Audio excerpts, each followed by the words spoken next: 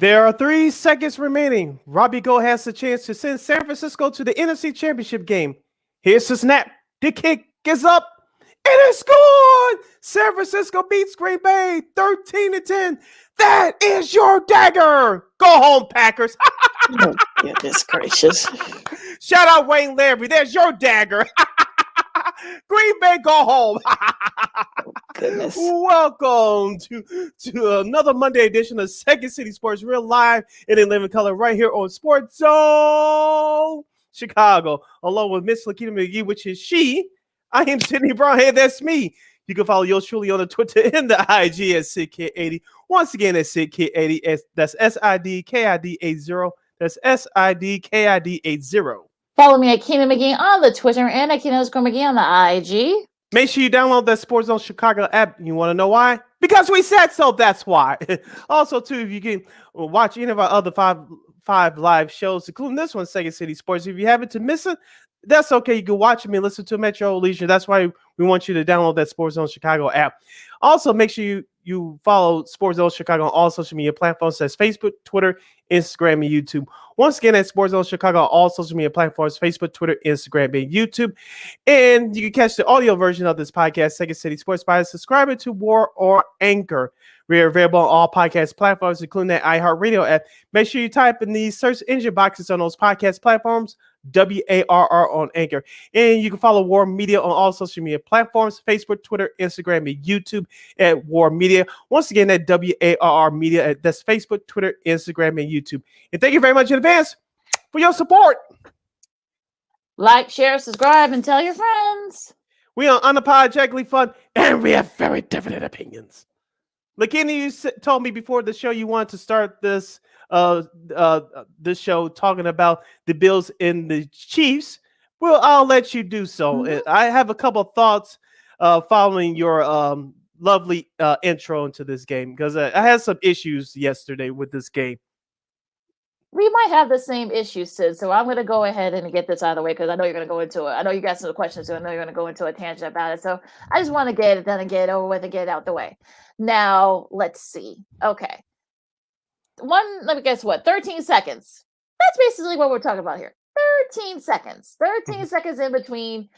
Bills had two opportunities, to seal the win, and also to, all the craziness with all the scoring. I think it was almost 90 seconds, and they scored like 25 points, what the Bills and the Chiefs did. Mm-hmm. That whole game was just, crazy from start to finish. It heated up during those last couple of minutes. Now, I will also say that, it got into overtime. Pat Mahomes and the Chiefs went down the field. They're going to their fourth straight in this AFC Championship game.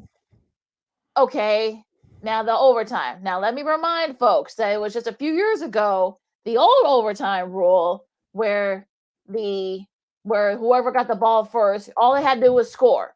It didn't matter who was a field goal or safety, whatever. Mm-hmm. Whatever the score was, it was sudden death, basically. Now they changed the rule right after that, Pat's Chiefs AFC Championship game. Then they said, okay, you know what? Whoever scored the touchdown first. Okay. So the Bills had a chance. They had their chances to, at the very least, hold them to a field goal. I know that was a tough task. You got Pat Mahomes, Tyreek Hill, Mecole Hardman, Travis Kelce. Okay, fine. But you had your shot. You had multiple shots to perhaps maybe, make a stop or, throw an interception or catch an interception or force a fumble, whatever. You have multiple chances.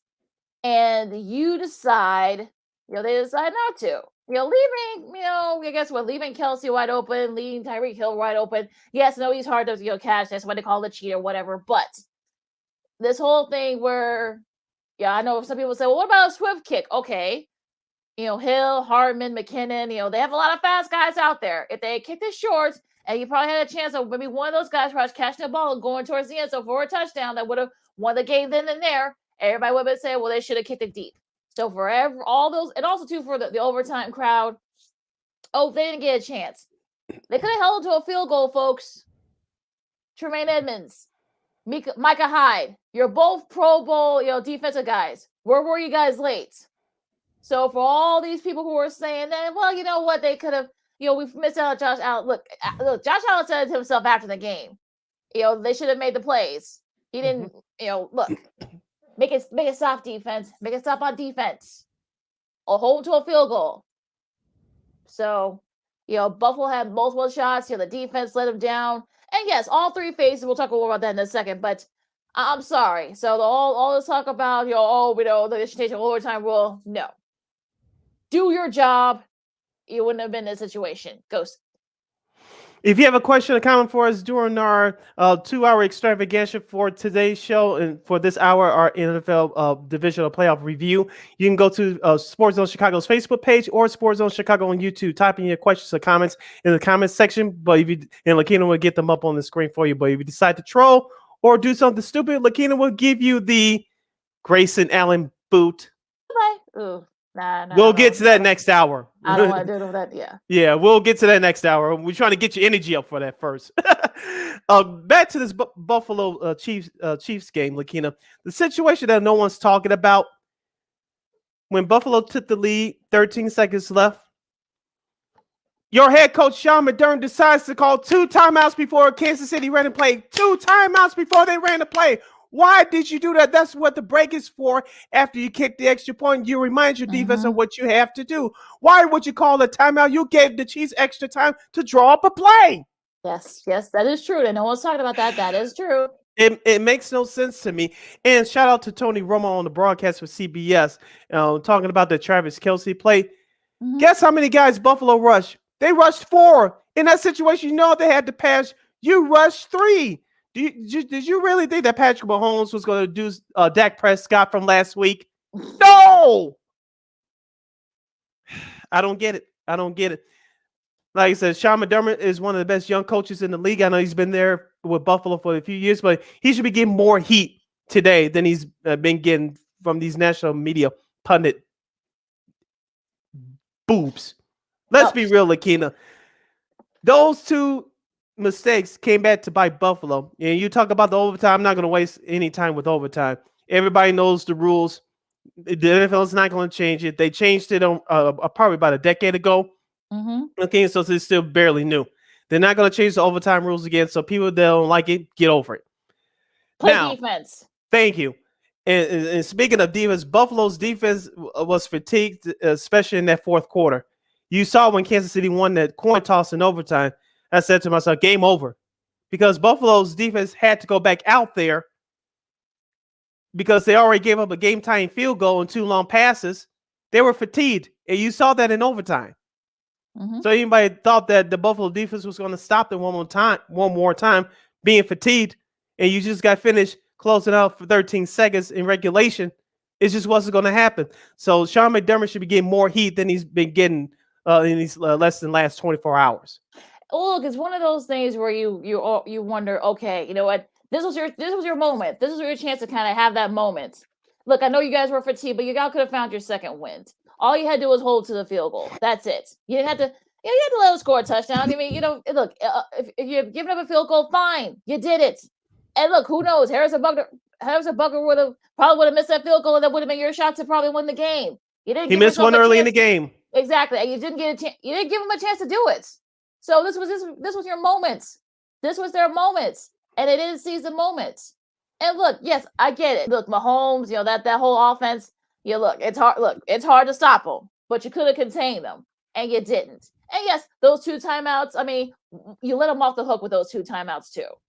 And so you gave the Chiefs a shot to kind of set things up. Have Mahomes those long passes.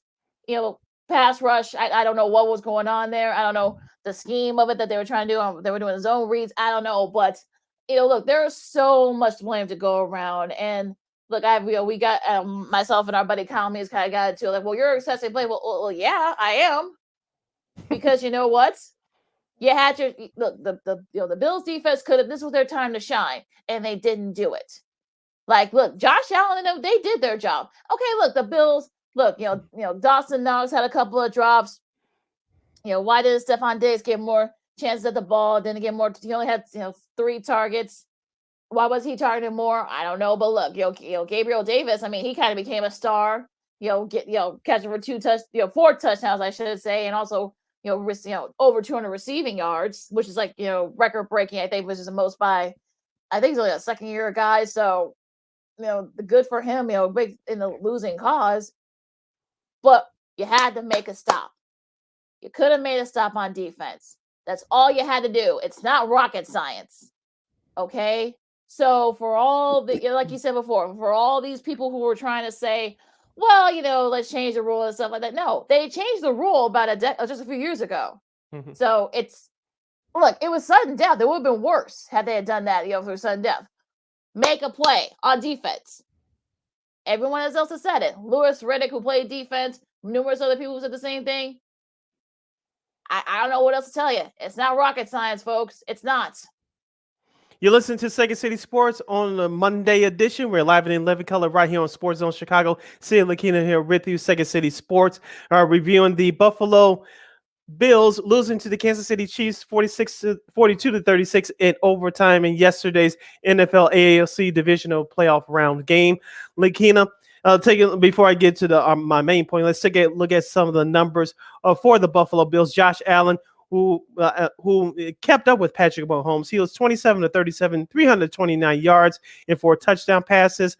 He also led the team in rushing. I'll get to that in a minute. It was 11 carries, 68 yards. Devin Singletary, he had 10 carries, 26 yards, and a touchdown. In the receiving department, as you mentioned, Gabriel Davis had 4 touchdowns. I really feel sorry for him. He really played this you-know-what off. Yes. And caught Kansas City off guard twice on busted coverage. Cole Beasley, 6 catches, 60 yards. As you mentioned, Stephon Diggs only 7 yards off of 3 catches. Emmanuel Sanders had a catch late for 16 yards to help give Buffalo the lead at the time late in the fourth quarter. And Dawson Knox had 2 catches for 9 yards. So he had a drop there early in the game. He was targeted 4 times. And the Buffalo's defense had 1 fumble. That was early in the game with Josh Allen. But let's talk about Buffalo's defense, Lakeena. They only created 2 sacks on Patrick Mahomes. We knew it was going to be tough, but they had to do more. And they couldn't come up with a key turnover, and that's what cost them the game. Well, 0 turnovers that were combined, and I feel like, the moment was there for them.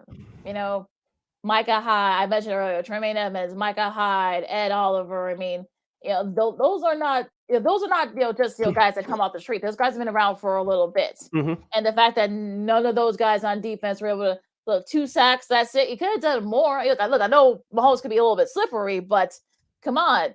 You had your chance to kind of have a moment here, and it's just one of those things where you're sort of like, there's plenty of blame to go around. I guess does Coach McDermott have should get some some blame for sure. Should the defense get some blame for it? Sure. Knox had a couple of key drops that could have kept drives going for Buffalo, and it would not even have been this wouldn't even have been a factor. There's plenty of blame to go around for Buffalo, and look, why didn't Devin Singletary get the ball more on rushing? Oh, granted, though, Mahomes also led the Chiefs at rushing too. So let's not not just pick on the Bills for Allen leading. But yeah, I mean, look, these are the type of losses that could kind of sting you for a while. And look, yes, the Bills defense, yes, you should be upset because that you had your chance you could have just made a play. That's all you had to do, and we would have a whole different conversation now. But the Chiefs are going back to the AFC Championship game for the 4th straight year. Yay! So, On the flip side for the Chiefs, Patrick Mahomes, 33 of 44 for 378 yards and 3 touchdowns. As you mentioned, Lakeena, Patrick Mahomes was the leader in the rushing department for the Chiefs, 7 carries, 69 yards in the score. Carl Edwards-Helaire, 7 carries, 60 yards.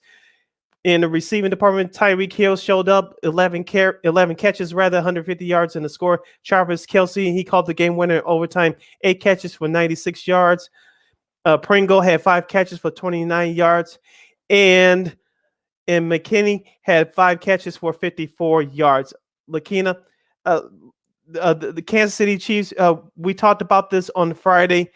My biggest fear was Buffalo getting into third and short situations because you know what Kansas City was going to do. You're going to run it with Mahomes, or he was going to run a tight end or wide receiver screen to Kelce or to Tyreek Hill. How many times did they do that yesterday? Except for the one instance where Patrick Mahomes wasn't on. If y'all forgot who the backup tight end was, 81 down in the goal line late in the game. Buffalo did stop that play. But how many times did Buffalo's defense ended up on third and short? You just knew that Kansas City was going to convert, and they did just about every time. Yeah, they did it. It's sort of one of those things where they really didn't have to do too much. I mean, look, Mahomes did did what Mahomes usually does. I mean, look, Tyreek Hill and Travis Kelsey. I mean, they all did what they're supposed to do, and unfortunately, which they didn't do in that first meet between the two of them. So it's they were able to kind of punch it up a bit, and look, it's just one of those things where you're sort of like, look, I know it was going to be hard for them to do, but someone could have stopped somebody. Mm-hmm. Like, look, the Chiefs defense actually did what they're supposed to too. I mean, they gave up a couple of big plays and come back to bite them in the butt. But in closing with this is just that what I mean. I just feel like this game could have gone in a whole many different directions, and that it ended up being.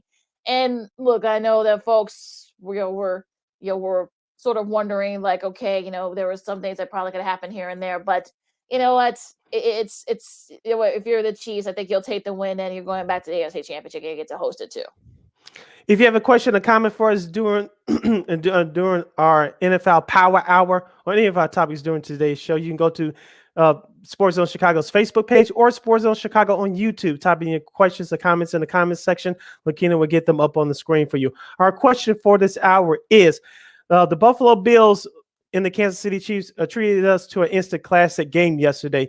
Do you think that was the greatest NFL playoff game ever? Or do you think that that's the greatest NFL game ever? I know many pundits and experts, I'm using air quotes here, that say that the 1958 NFL championship game, yes, that was before the Super Bowl era, the 1958 championship game between the old Baltimore Colts and Giant Unitas versus the old New York Football Giants, Pat Summerall kicking in the late Frank Gifford was on that team, I believe, as well.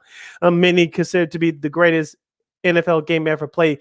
Do you put yesterday's Bills Chiefs game as the greatest game ever played?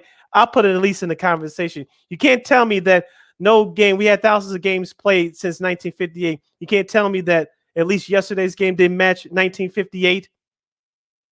Yeah, I mean, look, I think it's up there. I think, look, that 58 game, I think, meant something. It was for a championship. That was pre-Super Bowl. So, yeah, I think it was up there. And look, I feel like there was a lot more at stake with that game as it was for this. It was a spot for, to host the AFC Championship game. So, yeah, look, but this one's up there. I mean, look, you had, no turnovers. The offense did what they're supposed to do.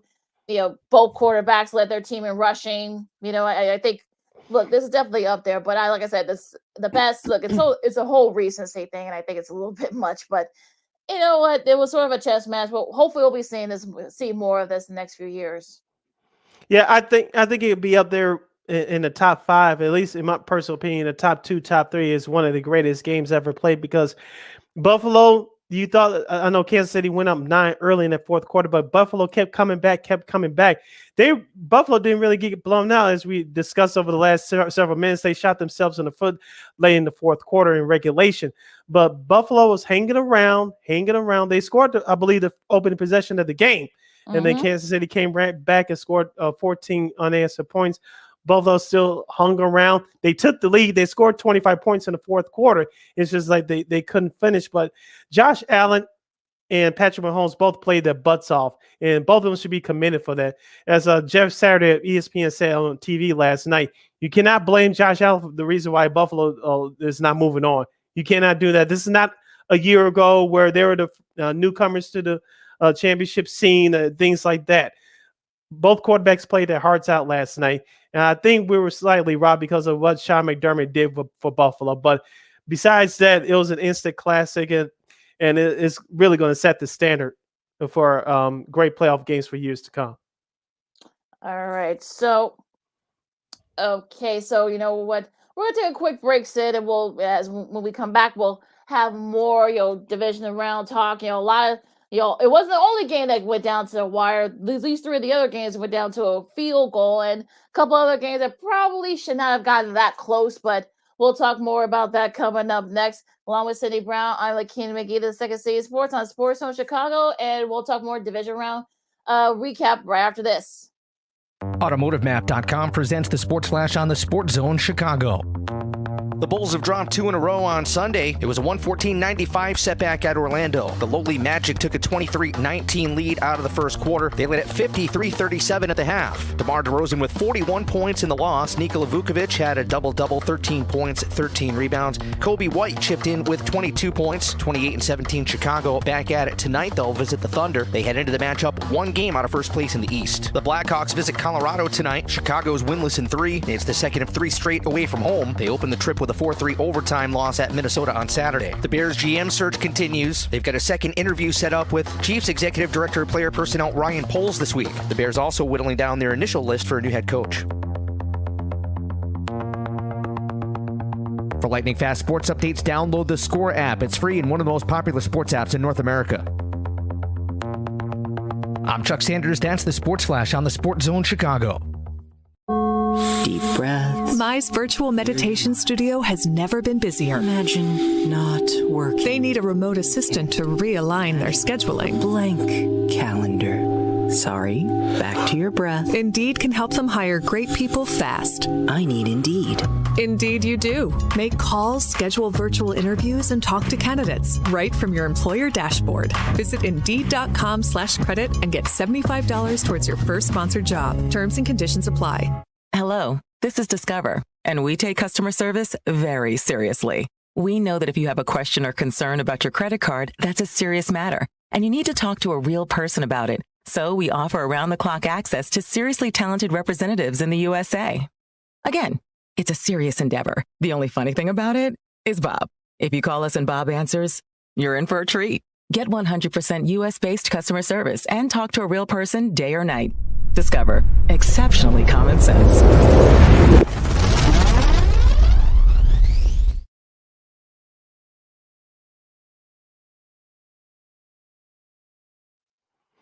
Welcome back to Second City Sports on a Monday edition. We're live and in living color right here on Sports Zone Chicago.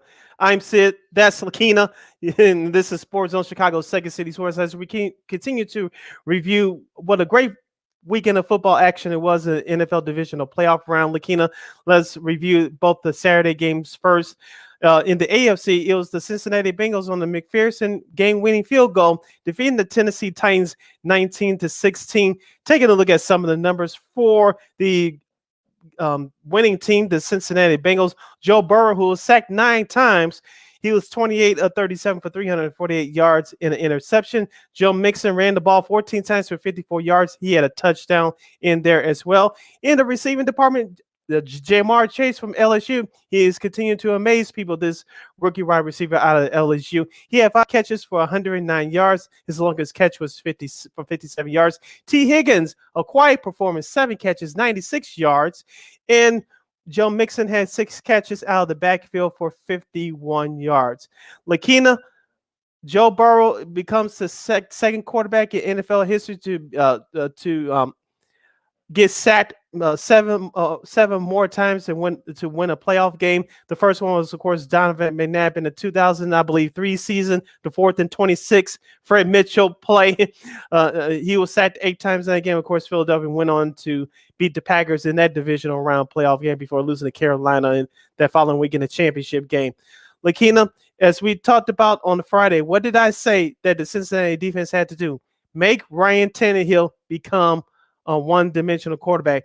That first play of the game, the Bengals picked off Tannehill. They ended up picking him all 3 times overall, but that first play of the game did set the tone for both teams. And you could tell, we'll go through the numbers in just a moment for the Titans. You could tell that it was going to be a long day for Tennessee. Derrick Henry looked good at times, but Ryan Tannehill, when he's forced to become a quarterback without a consistent running game, that's what you saw on Saturday, and that's what it looks like. Both the defense for the Titans, deserve better. I mean, they did their job. They sacked Joe Burrow 9 times, and unfortunately, Tannehill, I think, showed you that why some people were questioning, is he the guy over at Tennessee? 3 interceptions, including the first one in the first possession, that definitely kind of changed the game around for them. And look, unfortunately for the Titans, I mean, Derrick Henry, did what he could. He had 20 carries for 62 yards, and a touchdown. But unfortunately, he didn't get the ball a lot more. And you wonder that, okay, that was because of the fact that Tannehill threw 3 interceptions and that didn't help. And look, like I said before, I mean, the defense for the Titans, the look, both defense did good. I mean, look, Cincy, like I said, they picked off Tannehill 3 times. The Titans sacked Burrow 9 times. So I guess if you want to play on which was more important, I mean, unfortunately for the Titans, they couldn't take advantage, mostly mainly because Tannehill, threw 3 interceptions. The night, you wish that maybe the Titans probably could have, did a strip sack or something, or a scoop and score or something, that maybe that would have kind of given the Titans a little bit more life. But look, you commend Cincy, Joe Burrow, was able to overcome those 9 sacks, threw for 348 yards. Joe Mixon had a touchdown. It's clean, the one that kind of set up, that's set up to kind of like the tone there, and as it was been back and forth, back early in the second half. Look, Chase, that was sort of like a minuscule, only 109 receiving yards by his standards, but they did what they're supposed to do. So it's sort of like there was too much emphasis on defense, but also to the offense let them down ultimately. Take a look at the numbers for the Tennessee Titans. Ryan Tannehill is 15 of 24, 220 yards, a touchdown, and 3 interceptions. His quarterback rating was a sterling 66.7. Dante Foreman had 4 carries for 66 yards. He had his longest run was for 45 yards. If you take that 45-yard run away, he didn't do too much. We would have had 3 carries for less than 20 yards. So that wasn't saying much. Derrick Henry, as I mentioned at the top, he had 20 carries for 62 yards and a touchdown. That Tennessee was trying to lean on him, but the Cincinnati defense was ready for him. Also, Tannehill had 12 yards off of 3 carries. In the receiving department, A.J. Brown was outstanding. 5 catches, 142 yards in a score. Julio Jones, if you don't agree with me that he's not done, I don't know what you're watching.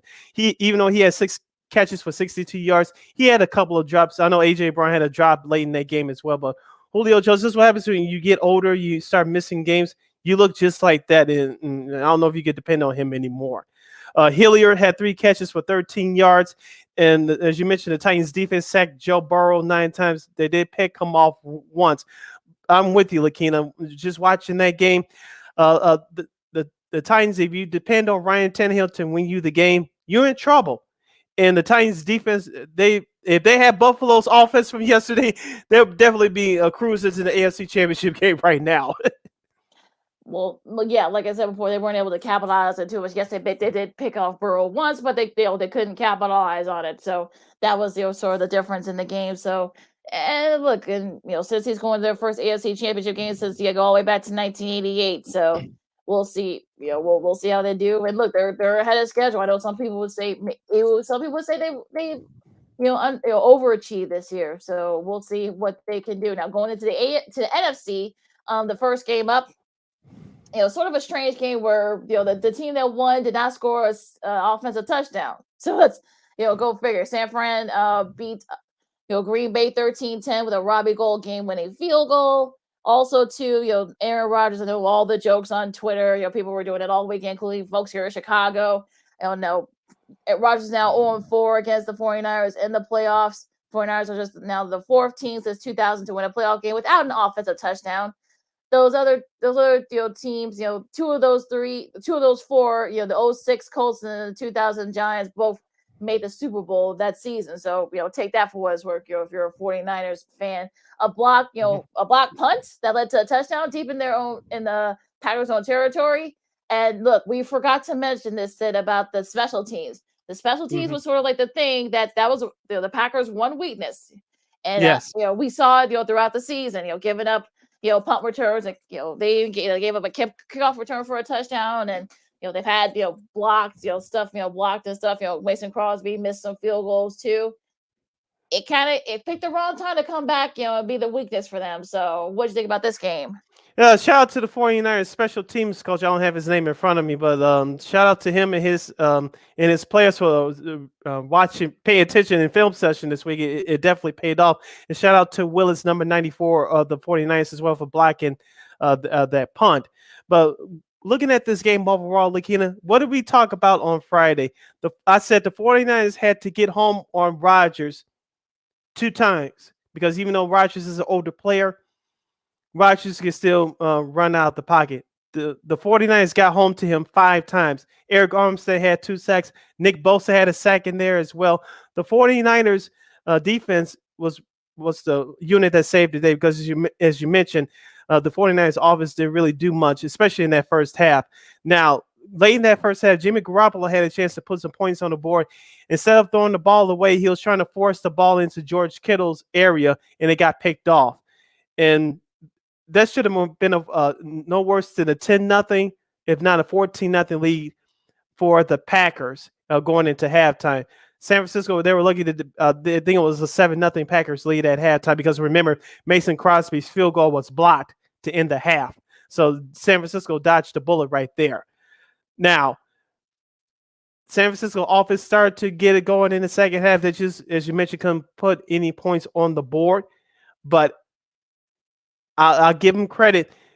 Jimmy G, along with Elijah Mitchell, Deebo Samuel, will break down the numbers for those guys in just a moment. But they did what they had to do to get in position to kick the game-winning field goal.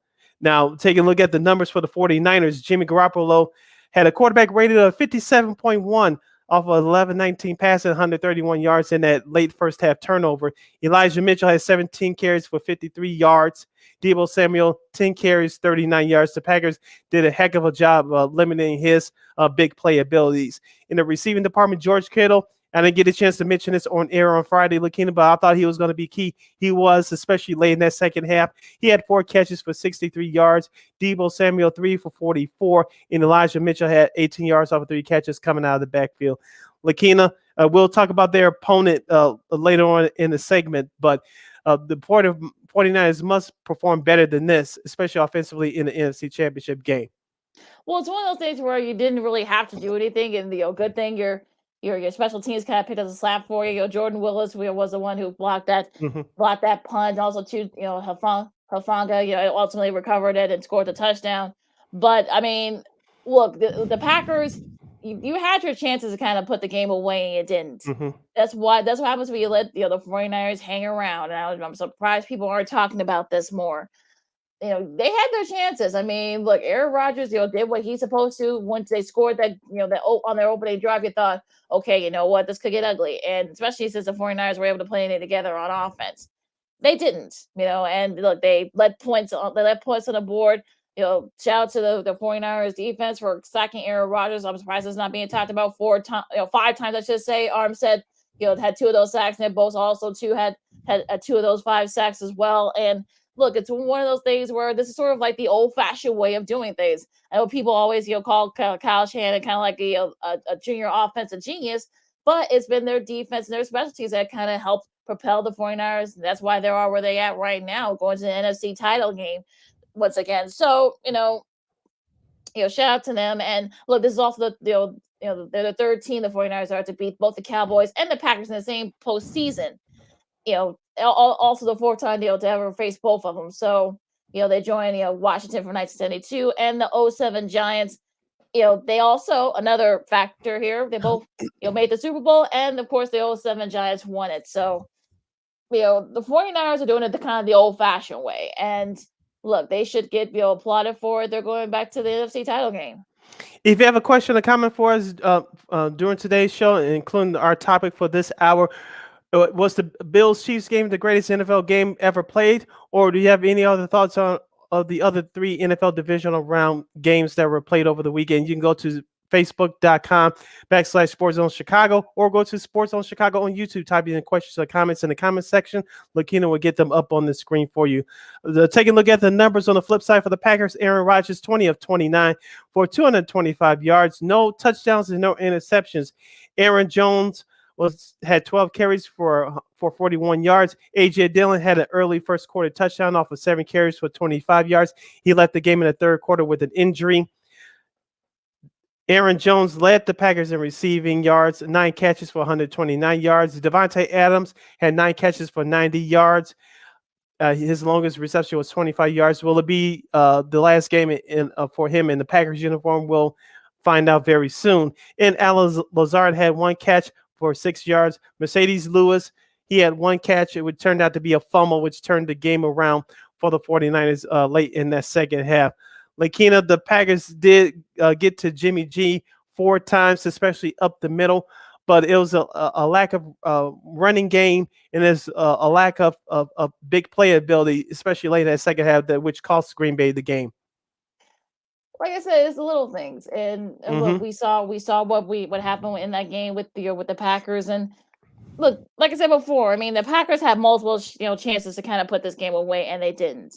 That's what happens when you let a team hang around, and the 49ers were able to take advantage. They saw an opportunity, especially being deep in their own territory, the Packers, and the 49ers did what they're supposed to do. So when they end up winning the game, I know people like shout out to Robbie Gould, and of course he made some big kicks when he was here in Chicago.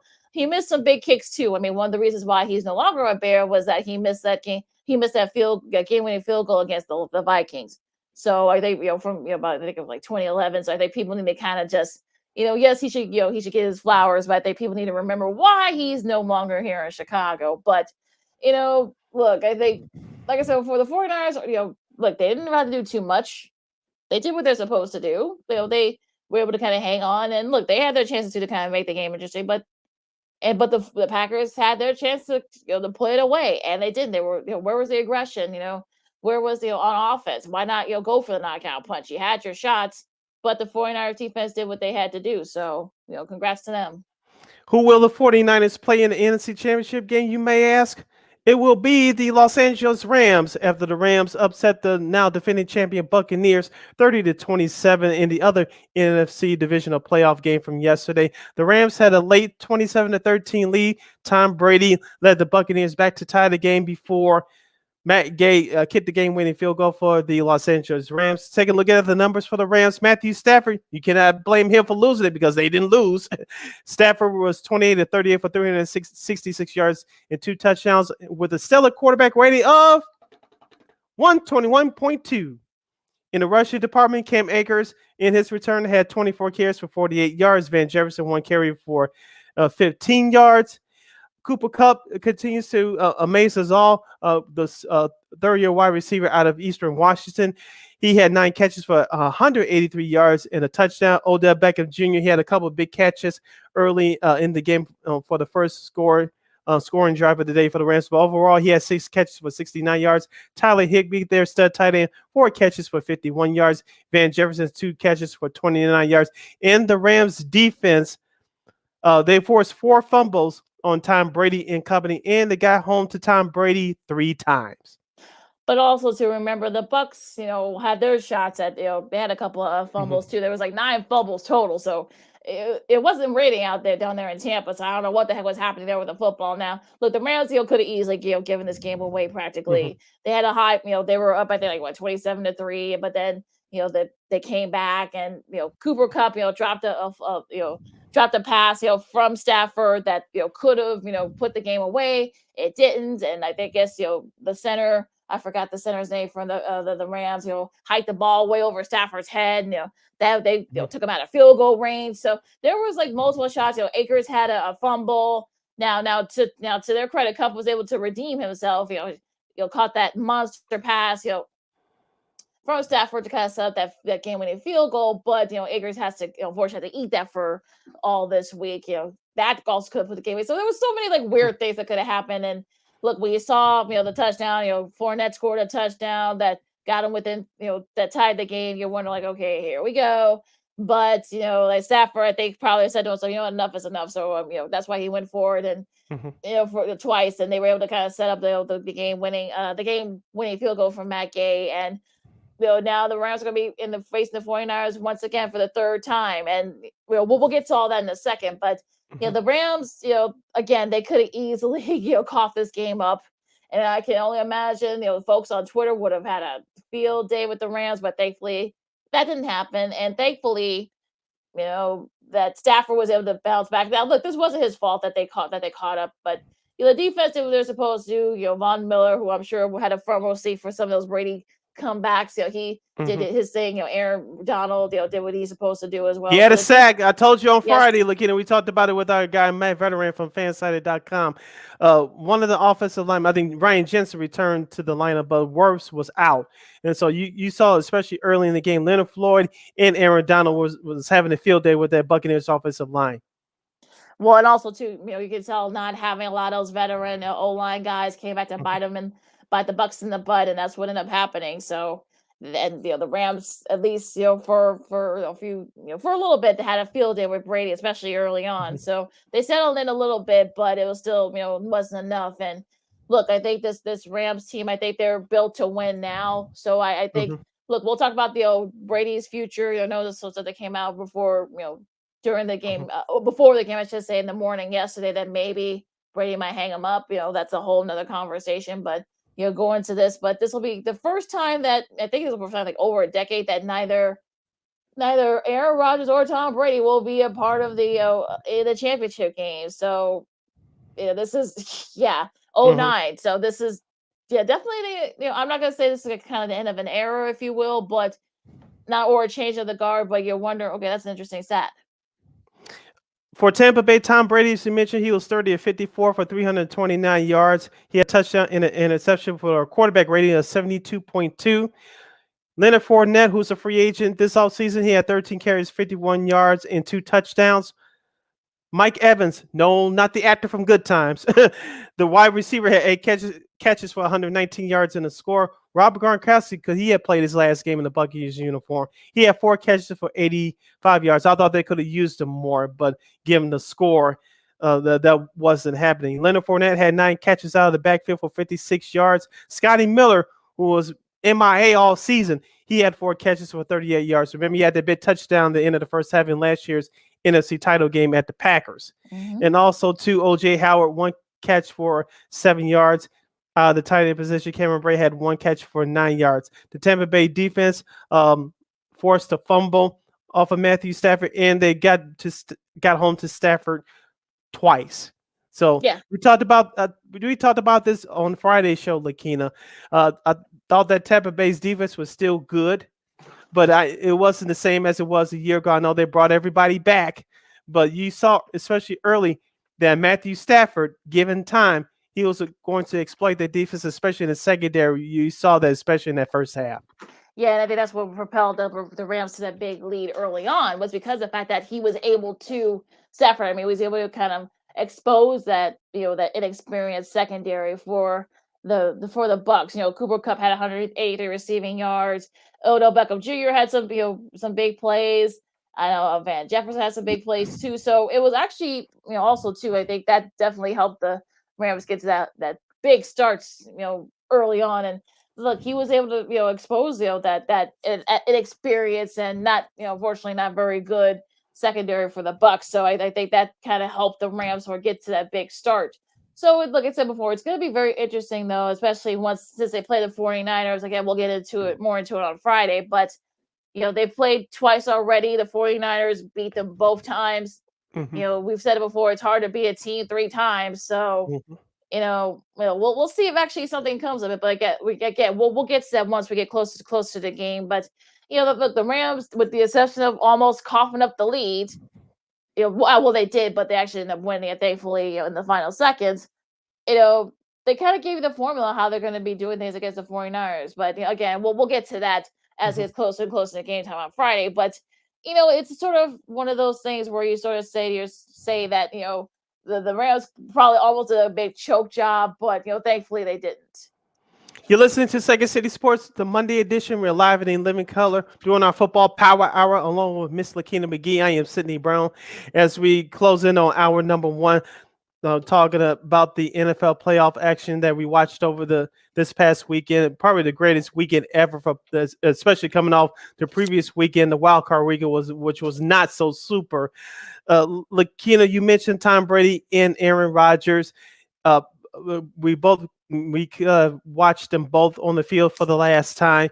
Lakeena, I told you before the season started, both Ben Roethlisberger and Aaron Rodgers will be playing their last years in their respective uniforms. I'm still going to stick to that. Let's get to Tom Brady first.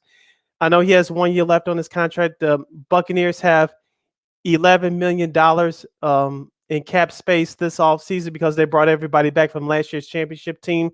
I know Rob Gronkowski is a free agent, so is Leonard Fournette, and so is Adama Suh. But Brady still has 1 year left.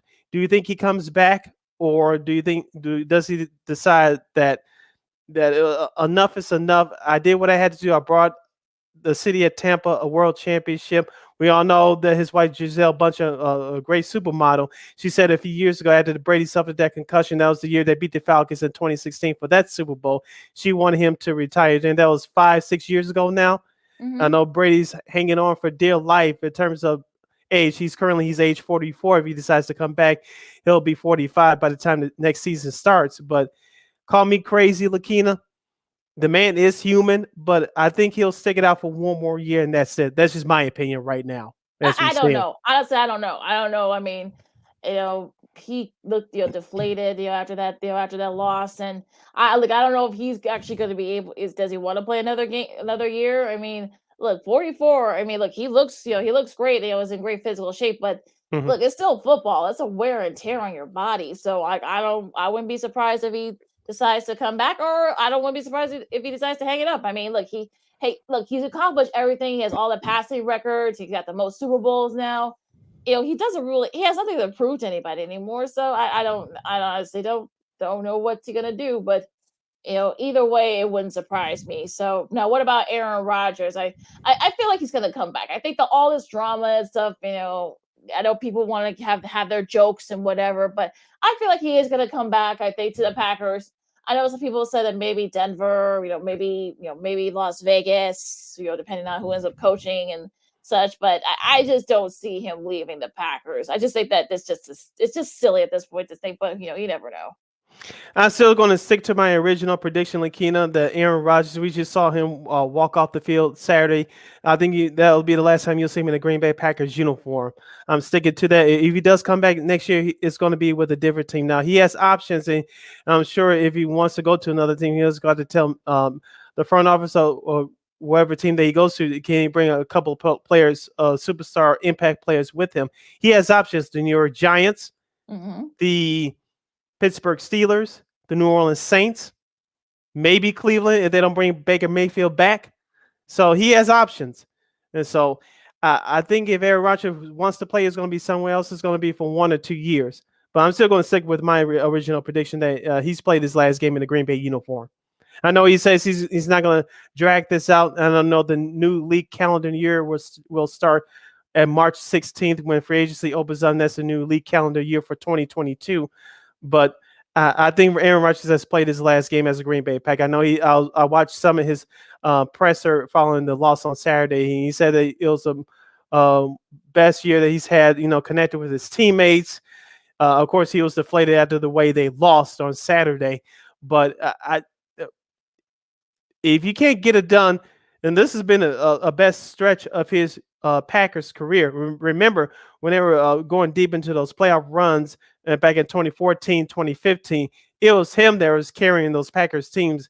These last few years, he's had balance up and down that roster, and they still couldn't get it done. What makes you think they can all of a sudden flip a switch and finally break through next year? Right now, I don't see it. And they're in salary cap hell as well. Yeah, it'll be interesting to see where they Worse go. than the Bucks. Yeah, it will be interesting to see where they go there before we do our studs and duds. I think Big Ben is just going to retire. I mean, I think he'll definitely. I think he's definitely a Hall of Famer. Maybe not first ballot, but I think he'll get it eventually. But yeah, I think he hangs up because he could tell in that game against Kansas. I think he just wanted to get the hell up out of there. Yeah. One quick note, Lakeena, before we get to our studs and duds, I got my television on right now.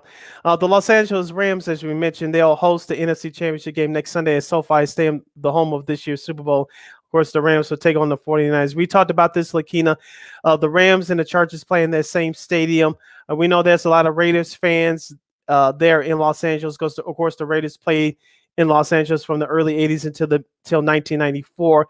There's still a lot of San Francisco 49ers fans. If you saw that game at the end of the regular season, there were more 49ers fans than Rams fans there. Now the Los Angeles Rams have limited the tickets to the greater Los Angeles area. So you know what that means. One, they don't like money for out-of-towners. And number two, they're trying to limit San Francisco fans from entering that stadium. Let me tell you something, Rams organization. That's not going to work because you have San Francisco 49ers fans living in Los Angeles. You cannot keep them out. It's not going to work. That was just silly when I saw that yesterday. I was like, okay, you guys are going to keep other fans. Wait, I don't think there are a lot of Rams fans who live in Los Angeles. Okay, Thank you. You've got a lot of. I'm sure you got a lot of people who work in. That's San a Raiders Fran, town. Who work in San Fran and who probably go to Los Angeles to go to games, or probably people and vice versa. So I think that was just stupid at how that they did that. But it is what it is. But it is just silly, that whole thing. But okay, real quick, Sid, your studs and duds. Just a couple of studs for me. Of course, Robbie Gould. Willis, who blocked the punt for the 49ers late in the fourth quarter. And I'll give it to Matthew Stafford. He's standing 4 quarters away from getting to the Super Bowl, and the Rams will try to become the first team for the second year in a row to play in a Super Bowl in their home city. So I'm giving it to Willis from the 49ers and to Matthew Stafford of the LA Rams. And I'll give my third stud to Josh Allen from Buffalo. Yeah, I'll give it to Gabriel Davis and a losing effort there. One of those things where, like I said before, I know Diggs didn't get a lot of touch. I know people are already kind of mad about that, but look, he did something. He had 3 receiving touchdowns in a postseason game since Travis Kelce did it in 2019 in the divisional round. Second Bills player to do it is Andre Reed. Way back in '92, he was part of that. That was part of that comeback, with the Oilers. Against the Oilers for the Bills. Don Beebe stepped out of bounds, but that's a whole other issue. Well, yeah, that's a whole nother call there. But yeah, Frank Wright led that. Your current Colts head coach Frank Wright led that comeback. A losing effort. Cincy, I don't think people thought. I think people figured that maybe Cincy could pull it off, but they didn't think that they would, especially after Burrow, was sacked 9 times thanks to his O-line. So the fact that they were able to overcome that, and they were able to come back and win it, and perhaps make the surprise showing, going to the AFC title game for the first time since all the way back in 1988. None of those guys were even born yet, most of them. So that's crazy. And my third one will go to San Fran. I mean, look, like I said before, they're sticking to they're for offensive team. It's for their defense, their special teams that kind of propelled them to, coming this far. So, congrats to them. My duds, Buffalo's defense. I'm sorry. You guys had 2 chances to win that game and steal that game. I don't know. Look, y'all, you can whine about it all y'all want, but the defense, make a stop. Second dud, some of that's the dud. Second dud, Green Bay. I mean, you had your chance to put the game away. It never should have got to that point. Where you let the 49ers hang around, like I said. Now you're back at home. You're watching the game along with the rest of us. Tennessee, the third one, Tannehill, 3 interceptions. You could have took control of the game, especially after the defense did their job. You didn't. And people in Nashville are starting to wonder if he is the answer for you for the Titans on the quarterback side. My 3 duds for me is all head coaches: Sean McDermott of Buffalo, Matt LaFleur of Green Bay, and Mike Vrabel of Tennessee. Said. All right, so hour number 1 is in the books. Hour number 2 coming up next. Bulls was another tough one. They didn't have a great weekend. They lost a tough one to Orlando. And Grayson Allen, now Caruso is going to be out for about 8 weeks. I got a lot to say. We got a lot to say about that. Also, other NBA happenings. Also, there's a new number 1 in college basketball, first time ever, and a whole lot more coming up next at hour 2. This is Second State Sports on Sports Zone Chicago, along with Sydney Brown. I'm Lakeena McGee, and we'll see you in a bit. AutomotiveMap.com presents the Sports Flash on the Sports Zone Chicago. The Bulls have dropped 2 in a row on Sunday. It was a 114-95 setback at Orlando. The lowly Magic took a 23-19 lead out of the first quarter. They led at 53-37 at the half. DeMar DeRozan with 41 points in the loss. Nikola Vukovic had a double-double, 13 points, 13 rebounds. Kobe White chipped in with 22 points, 28-17 Chicago. Back at it tonight, they'll visit the Thunder. They head into the matchup 1 game out of first place in the East. The Blackhawks visit Colorado tonight. Chicago's winless in 3. It's the second of 3 straight away from home. They open the trip with a 4-3 overtime loss at Minnesota on Saturday. The Bears GM search continues. They've got a second interview set up with Chiefs Executive Director of Player Personnel Ryan Poles this week. The Bears also whittling down their initial list for a new head coach. For lightning fast sports updates, download the Score app. It's free and one of the most popular sports apps in North America. I'm Chuck Sanders. That's the Sports Flash on the Sports Zone Chicago. Deep breaths. Mi's virtual meditation studio has never been busier. Imagine not working. They need a remote assistant to realign their scheduling. Blank calendar. Sorry, back to your breath. Indeed can help them hire great people fast. I need Indeed. Indeed you do. Make calls, schedule virtual interviews, and talk to candidates right from your employer dashboard. Visit Indeed.com/credit and get $75 towards your first sponsored job. Terms and conditions apply. Hello, this is Discover, and we take customer service very seriously. We know that if you have a question or concern about your credit card, that's a serious matter, and you need to talk to a real person about it. So we offer around-the-clock access to seriously talented representatives in the USA. Again, it's a serious endeavor. The only funny thing about it is Bob. If you call us and Bob answers, you're in for a treat. Get 100% US-based customer service and talk to a real person day or night. Discover. Exceptionally common sense.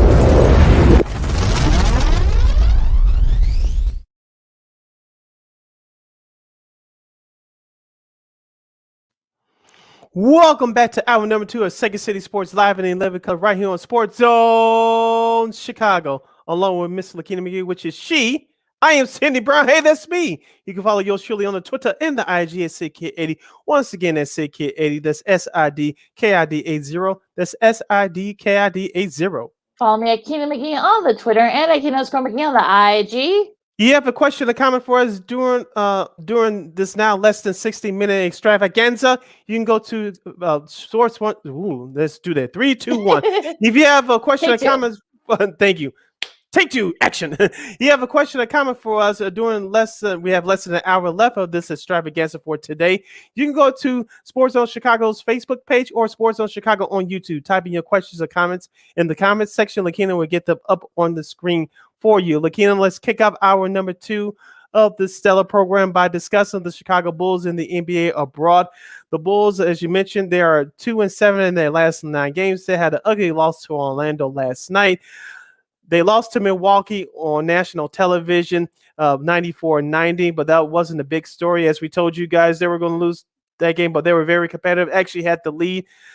But the big story was Grayson Allen, that wherever dirty name you want to fill in, he knocked Alex Caruso of the Bulls out the air and into the backboard stanchions. Carlson Caruso to now miss 6 to 8 weeks due to a busted wrist. Grayson Allen, yesterday it was announced that he's going to be suspended for 1 game. I know, Lakeena, that like, I don't know if you heard our guy Sean Sierra doing Sean and Maya in the morning earlier today on Sports Zone Chicago. He said that Grayson Allen should be suspended as long as Alex Caruso is out. I get where he's coming from with that, but the NBA and the Players Association don't want to get into a battle, and that's why they're not going to do this sort of thing. I know that Chris Middleton, the Milwaukee Bucks all-star forward, came to Grayson's defense at the end of the game on Friday, saying that was a hard foul. He didn't think it was a dirty play. Let me just say this, Lakeena. You know as well as I do that we the way that we watch basketball, the way the basketball is played is totally different from where we grew up. We're 80s babies, and we could tell the difference between the way the game was played then to now. That was still a hard foul. I'm not saying this because we are a show based on a Chicago platform, but that was a dirty play. Grayson Allen has had a reputation of this going back to his days in Duke. He had a couple of instances there as well. And so let me just say this. I think this will bring the Bulls closer together. Not saying they weren't close already, but this will bring the Bulls closer together.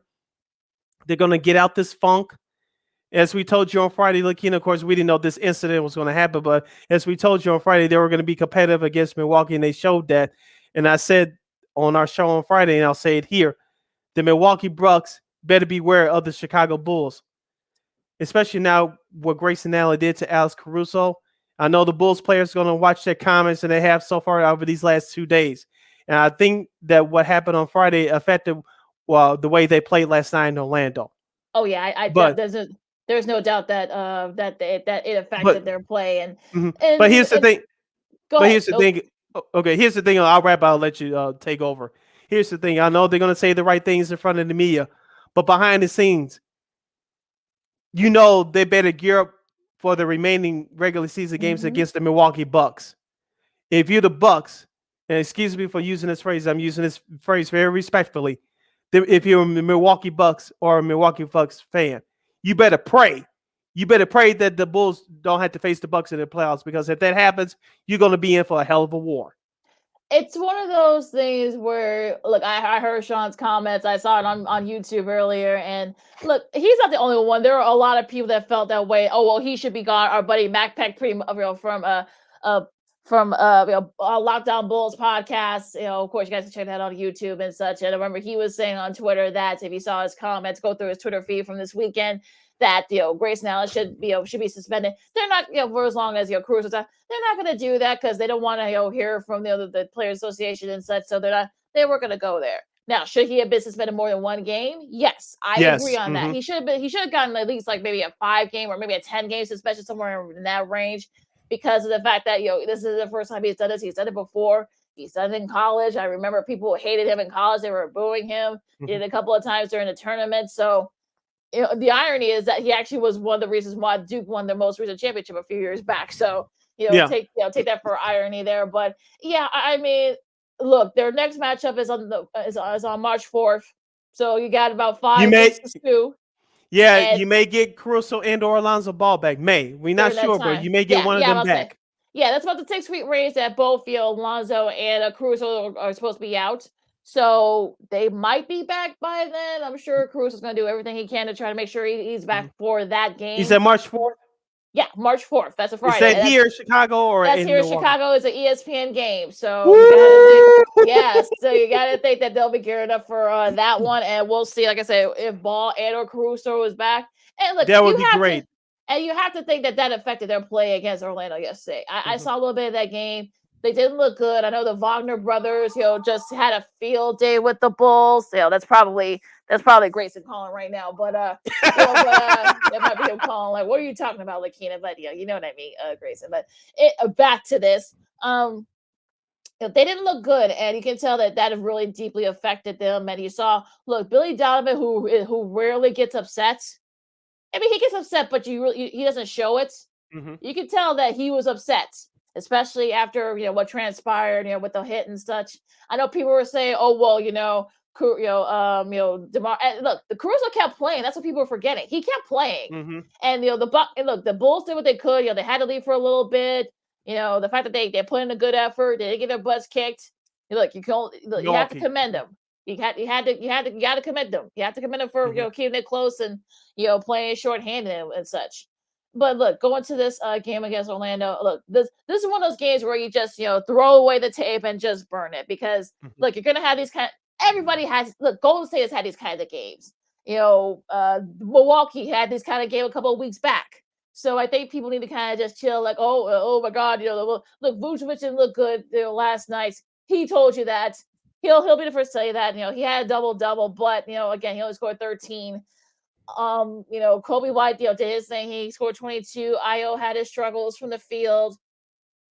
No bench scoring. A lot of in the first half, 30. Yeah. They were outscored 30-0 in the first half. I'm talking about with the bench production. They only had 10 for the game, but Orlando did the job last night. Yeah, that's not going to work. So, look, Orlando has had the Bulls number the last few years, so I'm not that surprised. I know, yes, they've only won 8 games prior to the Bulls being the Bulls, but you know what? Look, it happens. I mean, I'm not freaking out about it. I look, they're still only a game out in the first out of first. They're still 28-17. They got OKC tonight.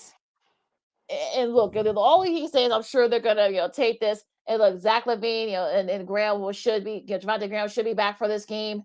The list is questionable, so hopefully, they'll put in a better effort tonight, and they'll probably play inspired. And I think they'll use this as motivation. I feel, because I think look, if you heard DeRozan's comments, he was not very happy with that performance last night. Look, he did his thing, but I'm sure he's going to lit a fire under the guys, and hopefully they'll have a bounce back win tonight. Yeah, you can look forward to tonight's game against OKC Thunder. That's at 7:00 on NBC Sports Chicago, locally, nationally. You can stream it on NBA League Pass, or Google it where you can stream that game. But Lakeena, I think the Bulls will show up in Oklahoma City tonight. I know they lost there last year, but that was due to different circumstances. But we mentioned there are 2-7 in their last 9 games, and what happened last night should be the bottom. This should be the end of this. They will be OKC. I have no doubt about that. Now, if they happen to lose this one, you're really glad to have to start looking at the situation. But I've been seeing comments over the last couple of days. Lakeena, I've been listening to various podcasts and a little sports radio, local sports radio, and people were saying that this should have the extra urgency for Arturas Knishovich and GM Mark Eversley to go ahead and make a deal. Folks, this is not video games. Deals just don't happen just like that. And especially with the Caruso injury now and the injury to Lonzo Ball, Kobe White is safe for now. If you're going to trade him, it's going to have to be over the summer. He's not going anywhere right now. You still need a big guy that can come in and play defense. We talked about Paul Millsap on our last show, Lakeena. I don't know he's going to be the answer, but you might have to look at a guy like him. As our guy Rob Shaver for NBC Sports Chicago, we had him on a few weeks ago. He said this name, and I agree with him, Tristan Thompson of Sacramento. Looks like that train's about to go off the rails as well. So the new, fresh interim head coach, Alvin Gentry, shout out to him. But looks like those players, I'm not going to say that tuned them out. They just don't have the talent to consistently win. And so Tristan Thompson is another option for the Bulls as well.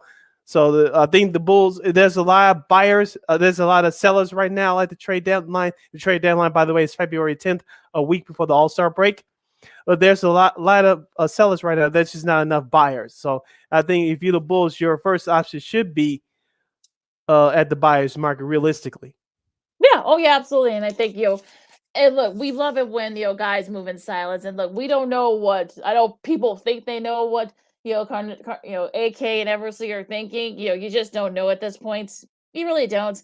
And I feel like, there's been, so many rumors and such. I just saw, a rumor, there's a post NBA rumor. I know we'll go to the rest of the NBA in a second, but I think they said, the Lakers are trying to shop, Russell Westbrook for Horton Tucker and a first round pick.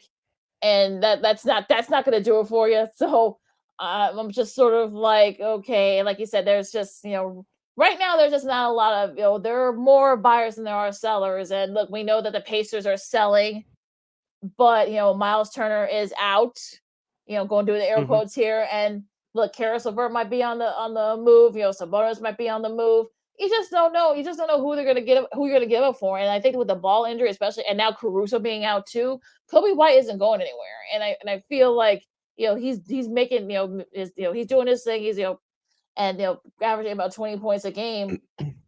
We're going to be seeing a lot more of him. It's just, look, right now, no one really, you can't look. We don't know, and that's the thing.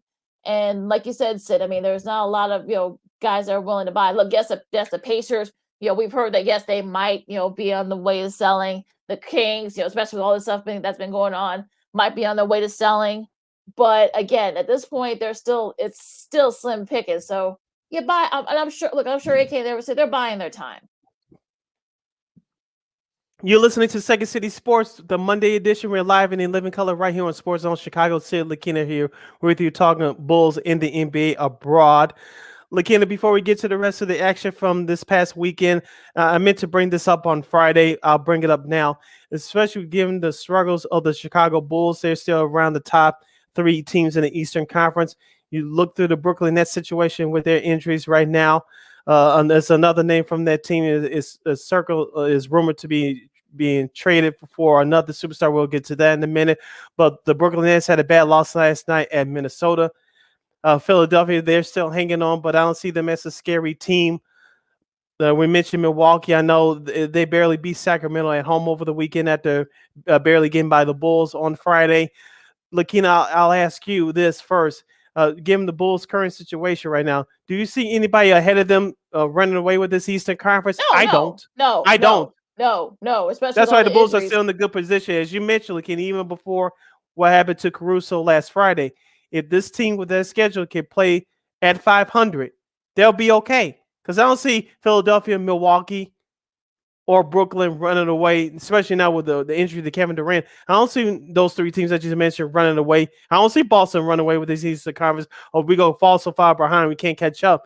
It's going to be like this for now to perhaps the remainder of the season, especially if the Bulls if things go according to plan to get their guys back. I don't see anybody running away with this Eastern Conference dominating. no, I don't. everybody has their weaknesses, like you said, Exactly. especially with the injuries and such. Look, Milwaukee has issues too. I know they're starting to come together, but look, I saw that game against Sacramento. Sacramento should have won that game for being quiet as kept. They should have won that game. They had their chances to win that game, but didn't. Look, KD being out for about 6 to 8 weeks. That's huge for Brooklyn. Look, I know Harden is doing his doing what he's what he can, and I know Kyrie, I know however you guys feel about him, he's doing what he can, but they really need KD back. You saw that. You saw how he was missed against Minnesota on yesterday. So that's probably I'm sure they're counting the days till he comes back. Philly doesn't scare me. I'm sorry, they don't. I know Joel Embiid had another 38 points in that win against San Antonio, but they don't scare me. And I'm sorry, the boss. I know Jason Tatum, I should say, had 51. I think that's the 4th time in his career that he scored 50 plus. They don't scare me either. So look, everyone in the East. Look, the number 1 seed is still a fair game for the Bulls, and like you said before, they can avoid any more big injuries if they can avoid all the other stuff. Everybody stay healthy after the All-Star break, especially during this run to the playoffs and such. I think the Bulls. Will they be a number 1 seed? Probably not, but they definitely could. They could definitely be finished up right there up there in the top 3. I think it's imperative for the Bulls to get home court in the first round. I'll just leave it at that. I know a lot of things could change between now and the end of the regular season, but it's imperative for the Bulls to finish no lower than 4th if they want home court advantage, at least in the first round or 2 in the NBA playoffs. Lakeena, let's review the rest some of the best and worst of the NBA from this past weekend. As usual, we'll start backwards. Going back to yesterday's action, which was Sunday, the Miami Heat get by the Los Angeles Lakers 113-107. The Lakers trailed by as many as 26 points. They made a late comeback, but Miami hit 11 3-pointers in the first half. That's the most given up by a Lakers squad in a half this year. Miami only hit 4 in the second half, but it was Jimmy Butler's triple-double and P.J. Tucker making some key baskets out of the corner down the stretch to help Miami preserve that win. Yeah, that was a strange game, and I think if you saw our girl Lana Tech Hires tweets, she was happy for 1 minute, then by the second half she was getting upset, but then they were able to able to come back, and like I said before, they had that cushion, hitting like 11 threes, in the first half, so that was huge for them. And look, of course, Jimmy Butler was clutch late, even though he had his struggles from the field. He's coming back from his injury, so the fact that he had 20, I think definitely should goes to show you how good he is. Of course, Duncan Robinson, he's been sort of like the guy that's kind of been sort of been like that big the big 3, if you will. Now that Bam's back now, he scored 14. Could they perhaps maybe challenge for the number 1 seed? I think they're like near the top or right at the top right now, especially with all the other teams with Brooklyn, and the Bulls is also, of course, struggling. So we'll see. Can the Heat? I'm sure that will make our girl a lot of happy if they end up finishing with the 1 seed. I don't know if that'll be the case, but again, they'll definitely going to be around for a while. For me, the Lakers. Like I told you guys about that trade. For not, they want none, and Thornton Taylor and a first round pick. That's not going to do it for you, folks. That's not. So, could Westbrook be on the mood? Could other guys be on the mood? Dwight Howard didn't score any points. I don't know what can you do. I mean, especially if they go, that they've only won 1 game this road trip, and if they go, if they could treat their struggles right before the All-Star break, could Frank Vogel be on his way out? Who knows? But it's just crazy. It's just crazy. And look, this is what you want, LeBron. So now you're kind of getting the taste of it. And of course, we talked about Philadelphia. They edged out San Antonio by 6 points, 115-109. Embiid had 38 points leading the way there, and like I said, they don't scare me. I mean, I hate saying that, but they don't really scare me. Dallas beat Memphis. Luka Doncic had 37.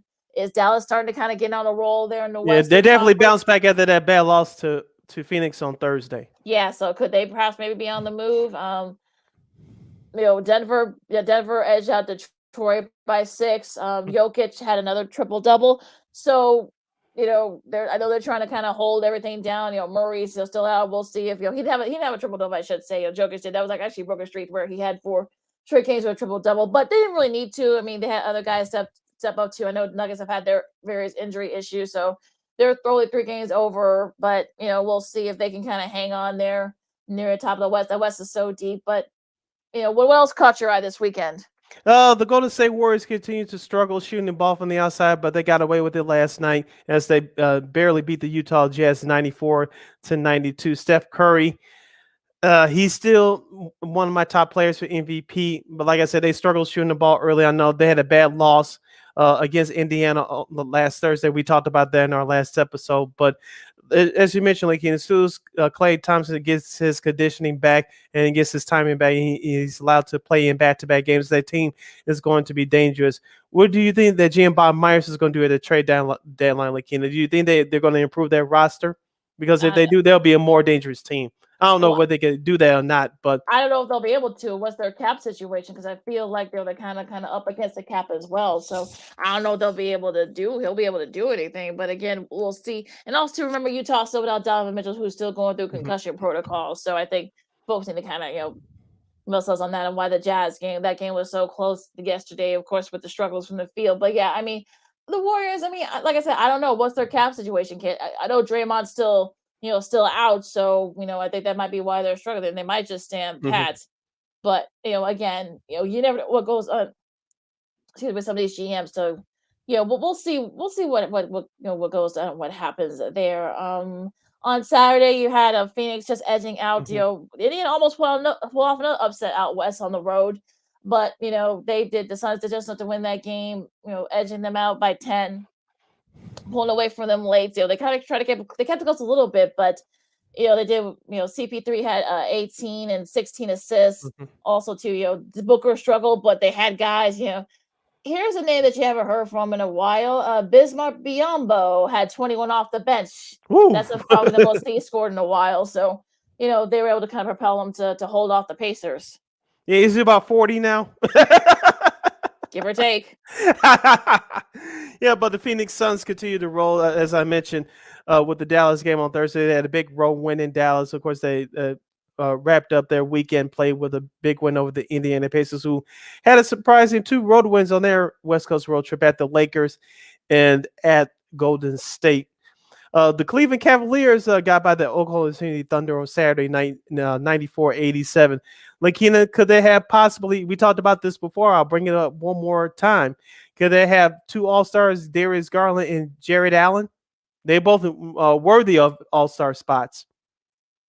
I think one will make it, one won't, and I wouldn't be surprised if neither of them make it because a lot of people didn't really expect Cleveland to be up there, but there are right now. And again, can they hang on? I think that's the sort of the number one question, especially after the All-Star break. But we'll see. I mean, I think one will make it. I don't know if they both will make it. I'm sure there are going to be guys that are going to be taking rest days and stuff like that. But we'll see. I mean, I saw it. They're not near the top. They might be called as reserves. One of them might be, but you never know there.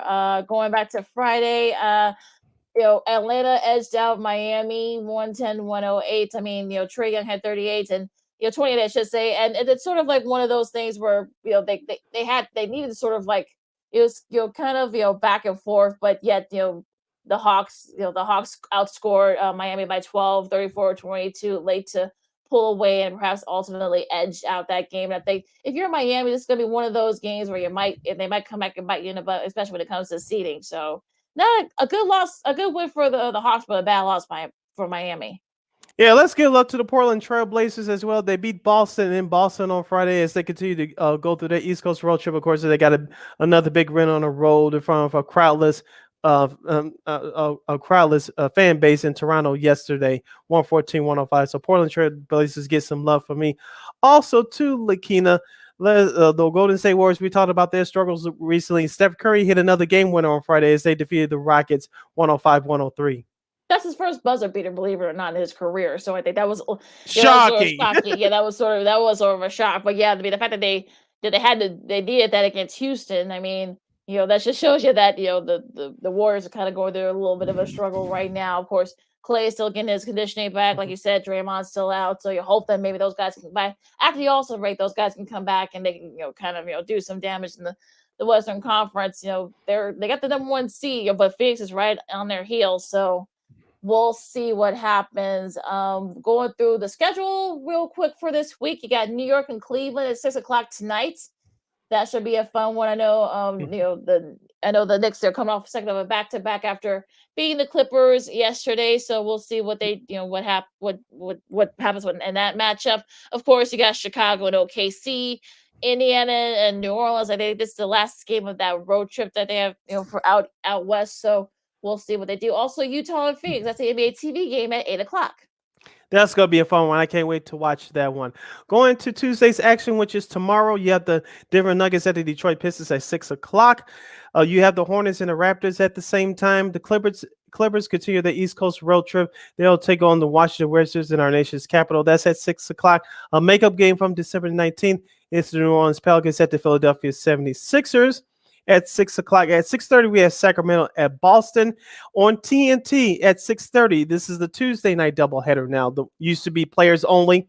Now it's just the Tuesday night TNT doubleheader.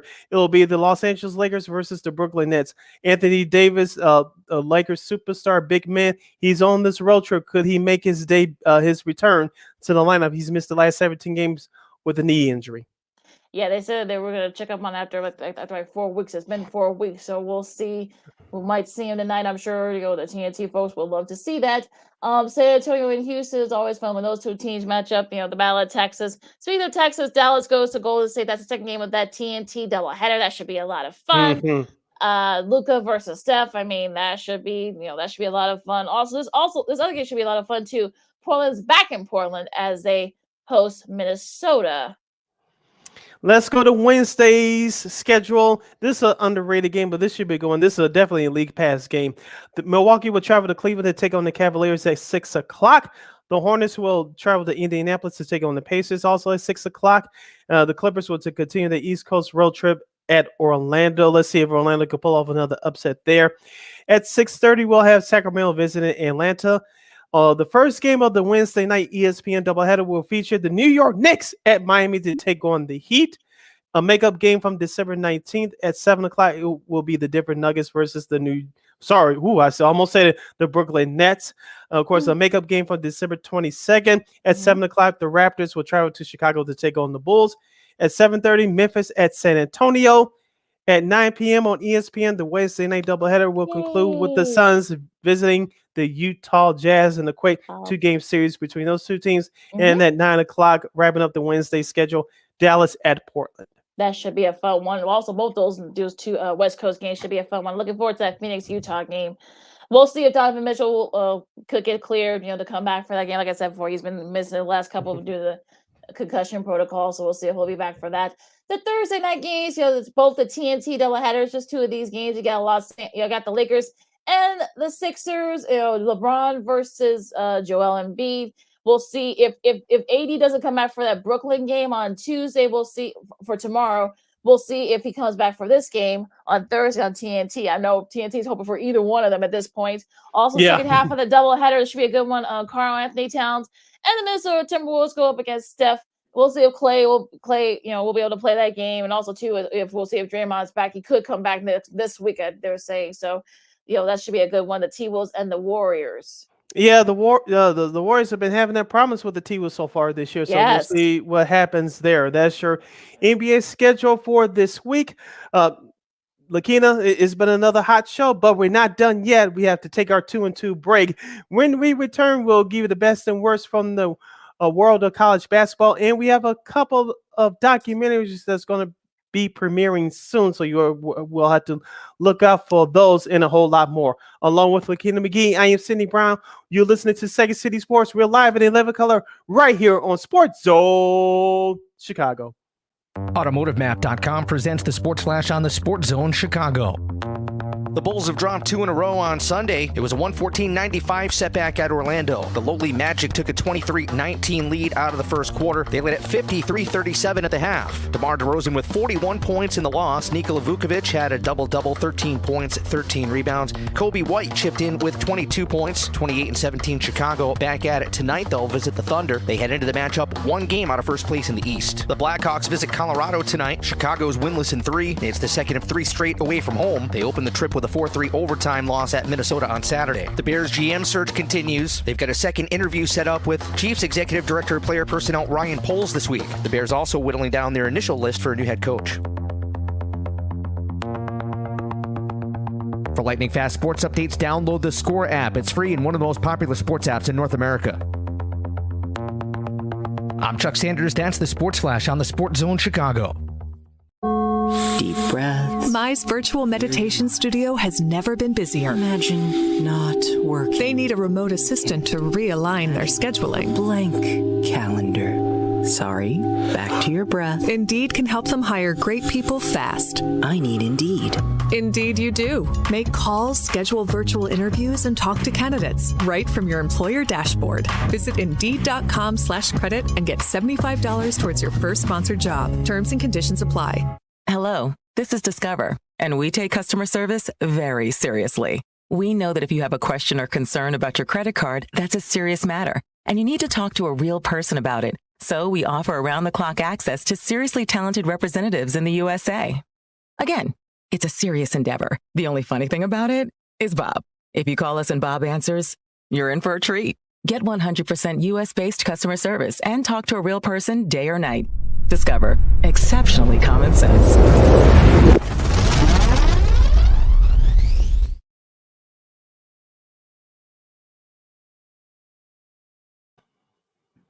Welcome back to Second City Sports. We're live and in living color on a Monday edition right here on Sports Zone Chicago. Sid Lakeena with you.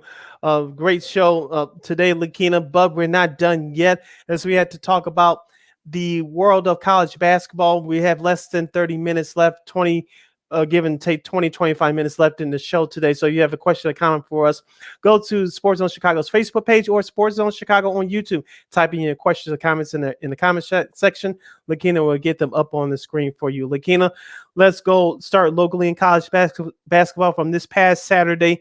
It was the Missouri State Bears that come into Chicago on the north side, and they dominate the Loyola Ramblers. They were previously ranked 22 in the nation. Missouri State gets by 10, 79-69. Lakeena, Loyola, who's had a lot of streaks broken, but their play on Saturday reminds me of the Chicago Bulls. You can score the basketball, especially from the outside, but the lack of rebounding, especially from the interior, and cold shooting spells will not win you many ball games. Well, and I think they won, I think, like 30 something in a row in the Missouri Valley. So, I'm not too surprised. But look, Missouri State, if you guys have not seen Missouri State, which I've seen in a couple of games this season, they got guys that can ball, and they're probably like the one team that can kind of give Loyola fits, and they did just that. They're now number 1 in the conference right now in the Missouri Valley. So look, I wasn't too shocked by that. I know some people were. Mm-hmm. People here were surprised by that upset, but they're near the top. I mean, I know they're only trailing they only trail Loyola in the loss column by 1. They gave them their first loss of the conference slate. But look, like I said before, they've got guys that can shoot. They're 15-6. And if you're a team like a Missouri State, the Missouri Valley will probably only take one team. Mm-hmm. So if you got to assume that, we don't know what's going to happen, but you got to assume they're going to take one team. Look, like I said before, they're tied for first right now. Of course, Loyola's got them up on the loss column. But look, like I said before, they've got guys that can shoot. I mean, they can score. And look, they did just that. They kind of had their way with Loyola, and they were that score was not. They were up, I think, like by 18 at one point. So they. I know Loyola had some garbage, baskets late, but if you guys haven't seen what's the Isaiah Mosley, who's a junior, and Woo, that kid Missouri. is amazing. Yeah, who's from Columbia, Missouri. I don't know how Missouri didn't get that kid, but he's now in Missouri. He's with Missouri State, and he's one of the reasons. He led with a career high 40 points. He's one of the reasons why Missouri State's where they are right now. They're 15-6, like I said, 6-2 in the conference, and he was a big reason why Loyola. They just pounded Loyola. So Missouri State's a team to watch for in the Missouri Valley, because if anybody can kind of derail Loyola from winning that conference tournament, it's definitely Missouri State, the Bears. So we'll see if they can, they can keep it up, and we'll see if Loyola can bounce back. They play again in a couple weeks, so we'll see. Oh, good. I was just getting ready to ask you, do they play again in the regular season? You just answered my question. So that's going to be another tough game for Loyola. But I think Drew Valentine's team is going to use this game on Saturday as a wake-up call. I think they'll still be fine, but it is imperative for them to beat Missouri State at their place in a couple of weeks. And then a couple of weeks after that, it's the conference tournament. As we talked about on Friday, Lakeena, this was an important game for Loyola. I think they'll still be fine, but they had got to beat Missouri State, and they got to show up in the conference tournament, because you had to go with the assumption that the committee, we don't know what's going to happen between now and Selection Sunday, but you got to assume that they're going to take the tournament winner, because they haven't always taken the regular season winner, although that's nice, but the automatic bid goes to the winner of the tournament. So as of right now, you got to assume that they're going to take the one winner. Yeah, we'll see. And look, we'll see if they can, if Loyola can bounce back, because like I said before, those guys in Missouri, they can shoot. So we'll see if they can bounce back. They got a big one later on this week. We'll get to that in a second. Another, also to Auburn, for the first time in their program history on the men's side, they're number 1 in the country. They beat Kentucky. Bruce Pearl Saturday. crew. Yeah, they beat Kentucky on Saturday. So, but thanks to that, I mean, they're now the new number 1 team in the country. They should have been number 1 last week, but I guess better late than never. But Walker Kessler, 19 points for Auburn to lead the way, and he's, like I said, they've got guys that they go like 5 in double figures, all starting 5, and they can go a good, they can go good. Look, however you feel about Bruce Pearl and all that stuff that happened, years ago, blah blah blah, whatever. But he can go a good 10 deep, so 9-10 deep. So he's got a nice deep squad, and they were able to do just enough to beat Kentucky. I know Kentucky lost Ty Washington Jr. He's one of their leading scorers. He got banged up with an ankle injury. I don't know what the update there is. Like, he might miss a couple of games. I think once he got hurt, I think Auburn kind of was able to kind of have their way with Kentucky. But nice showing by Auburn. I think people will show you why this Auburn squad's pretty good. Going back to college basketball locally, the Fighting Illini, they're ranked number 17 in the country.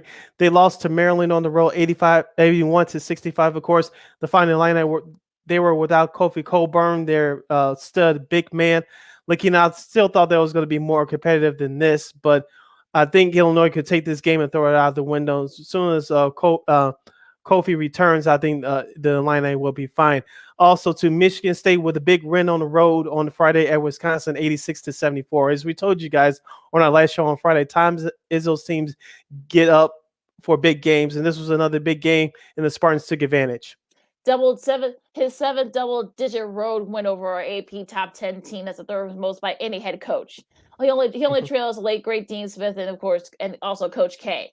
So I think Michigan State can kind of been quietly sort of like been peeking around. Like I said, for that Big Ten conference is wide open. So it's don't be surprised you get between 6 to 8 teams in a tournament, which you probably will. And look, I feel like Michigan State's made a good case for them, perhaps maybe win the conference.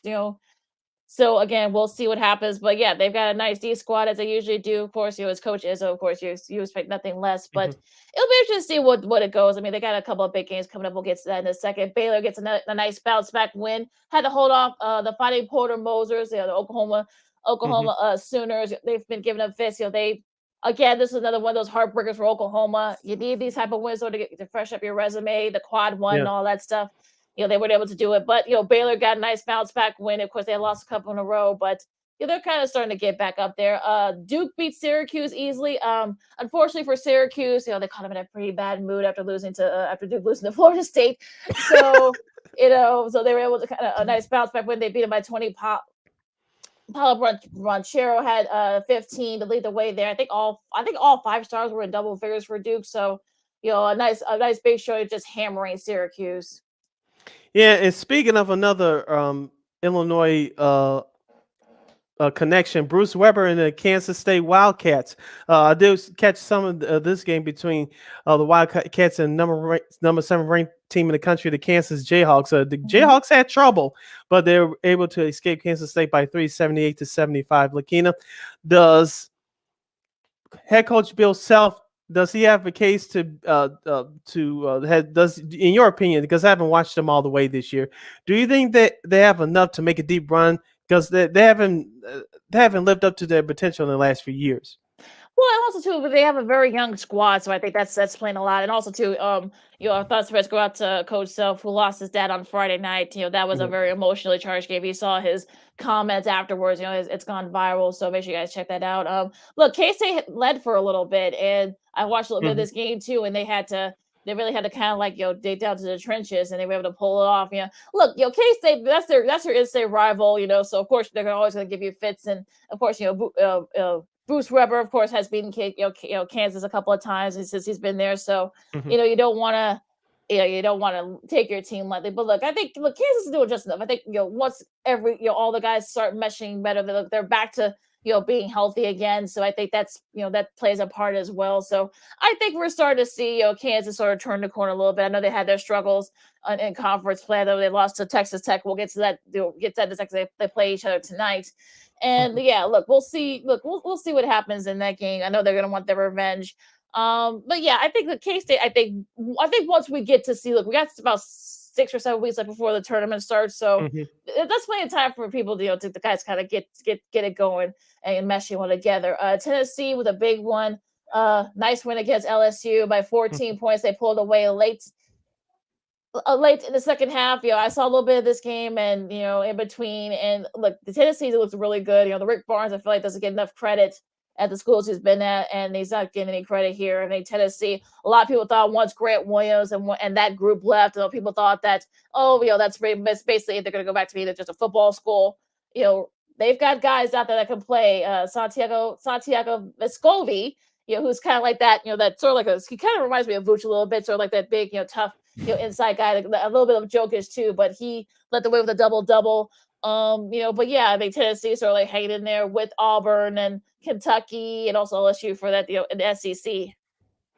Going back to yesterday's action, which is Sunday, number 4 Purdue, they dominated Northwestern, Chicago's Big Ten team, 80-60. Juwan Howard, Chicago's very own, the head coach of the Michigan Wolverines, they dominated Indiana by 18, 80-62. But my guy, Penny Hardaway, we didn't talk about him on Friday. I want to get your thoughts on this. Yesterday, they beat Tulsa 83-81. I don't know, that's going to hopefully get their season turned around. But this was after a bad loss. I believe it was on Thursday. Lakeena, we didn't talk about this on Friday because we ran out of time. Little Penny is not Little Penny anymore, folks. He's a grown-ass man. He's a damn grown man. He told one of the reporters to stop asking them stupid bleeping questions. What were your thoughts about this? I loved it personally. I did the shrugs emoji. I was like, you know what? I think he realized, hey, look, welcome to the wonderful world of coaching in college, big time college hoops. There, Penny. You played. You played for a few years there at Memphis. You know how it works. And look, I mean, with the Wiseman stuff, all that had happened a couple of years back. I mean, that kind of derailed it. I know people thought that maybe they could have went to the Final Four had he been able to play. We won't get into all that. Right. And they're getting recruits. I mean, they're just not meshing well together. I think they're starting to, they got that big win against Tulsa. I mean, Tulsa's not very good, so I don't really take this as sort of like a win. But maybe they can turn the corner. I mean, look, they have to face Houston, I think later this week. So I think that's what's gonna help them freshen up that tourney resume. I know they were in the top 15 earlier in the season, but they've had their struggles. But we'll see if they can get it together. I mean, I like I said before, it really. The comments really didn't bother me too much. I'm like, oh, okay, yeah, okay, Penny, you're showing that you're not. You're gonna take those. You gotta, look. Ask Coach K, ask Coach Izzo, ask Coach Pearl. Look, I mean, look, you have to. Coach Kelvin Sampson, your own conference, the American. You're gonna get these type of questions, so you're gonna have to talk to your guys, and you're not gonna be immune to it. So sorry. Yeah, I don't need Chris Rock anymore. Can't do that for a brother. TCU with a nice win against the Fighting Jamie Dixons, a nice win against Iowa State and Iowa State. I mean, that should definitely help them with their tournament resume. So yeah, I mean, look, go back to Penny for a sec. The Penny comments like, okay, whatever. Like you're showing yourself that you don't have the patience go turn away. So you gotta have the patience, dude. I'm sure every coach will tell you that, but it is what it is. You're listening to Second City Sports on a Monday edition, right here on Sports Zone Chicago. We're live and in living color. Sid, Lakeena here with you. We have less than 10 minutes remaining in this episode for today. Let's get to the top 25 action, Lakeena, the schedule for this week. Big doubleheader action on ESPN tonight.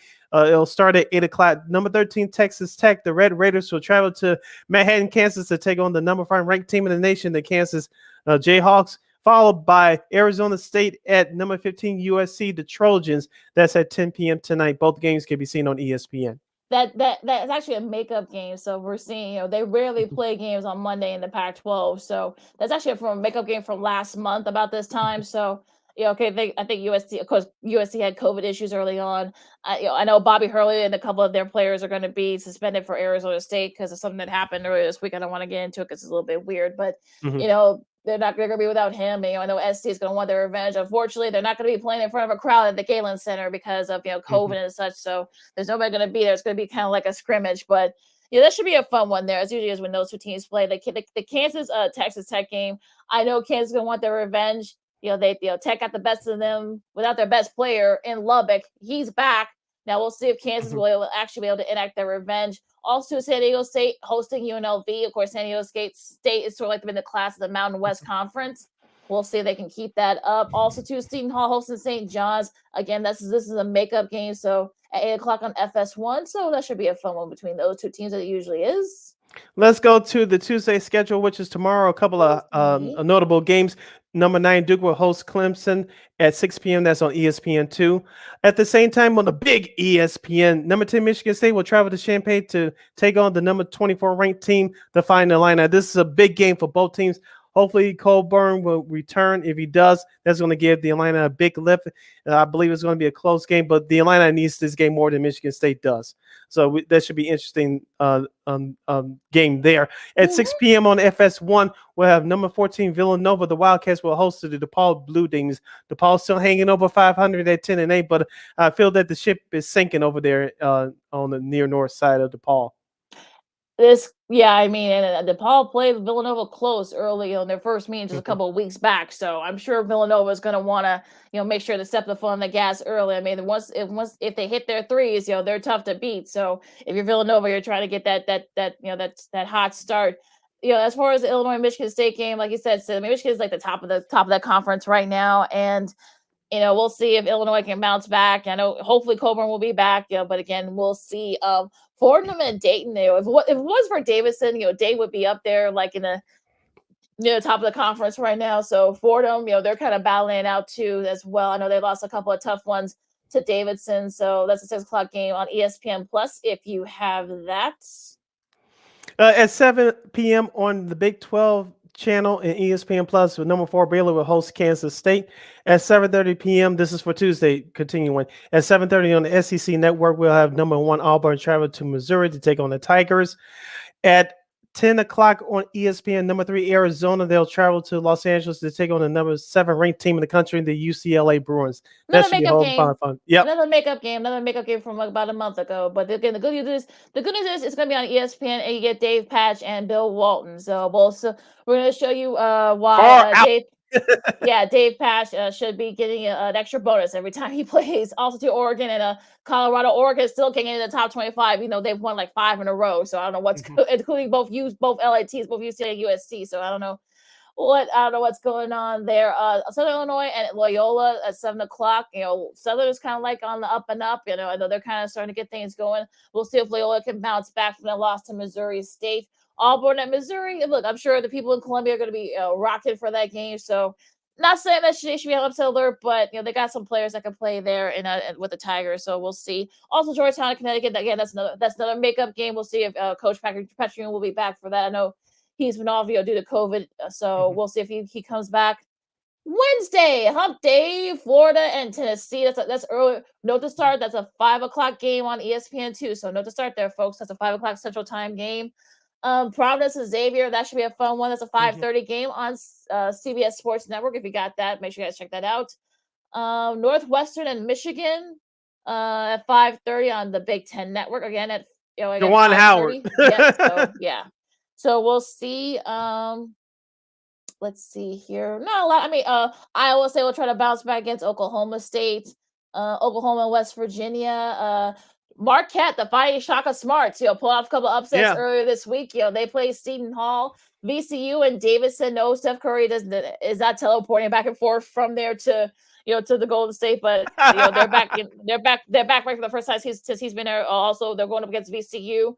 That should be a fun one. LSU hosting Texas A&M on SEC Network. Also, Indiana had a nice win against Purdue, but they lost to Michigan. So they're hoping to bounce.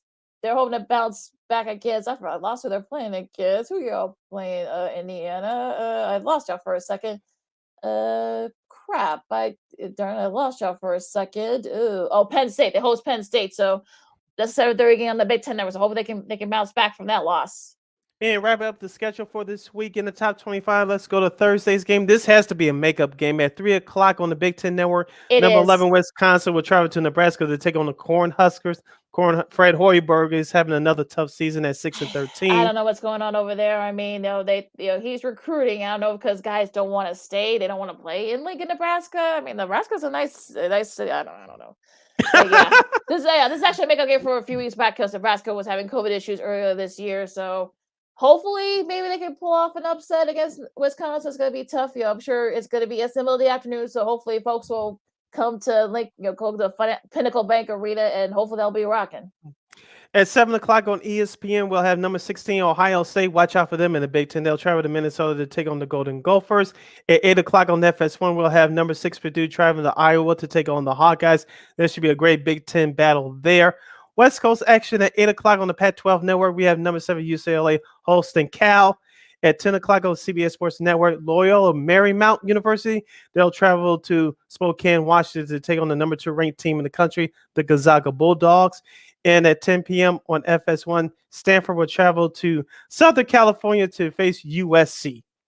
They rank number 15 in the country. USC hoping to get their revenge from Stanford after losing to them a couple of weeks back. So that should be a fun one. Also going back to Wednesday, you got the 2 of the top teams in the Mountain West. You got Utah State and San Diego State. They face each other on FS1, getting some love there nationally. So yay. And those are so I know some of the times are a little bit weird. You got 2 o'clock, you got a couple of 3 o'clocks. Most of those are for you got Pac-12 playing on Monday and Tuesday. Those are all makeup games due to COVID. So that's why we're seeing all those weird with scheduling there. But some of these games are being made up.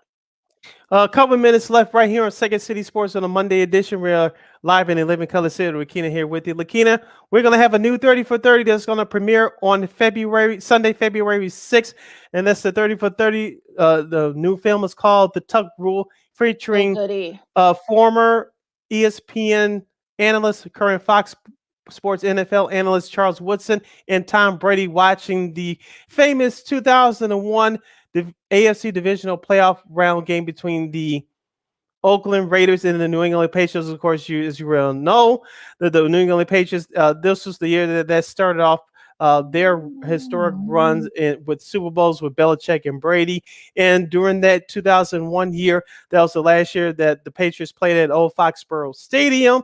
It turned out to be the last game in that old dump, some old school Patriots fans would call it. But a little history lesson for you guys, especially relating to us in Chicago. Remember that Patriots game against the Raiders was supposed to be in the afternoon, but because of the weather, it got moved to the nighttime at 7 o'clock local time in Chicago on CBS. Remember that it turned out to be the game that was played before. That was the 2001 Bears and Eagles game at Soldier Field. We all know what happened in that game.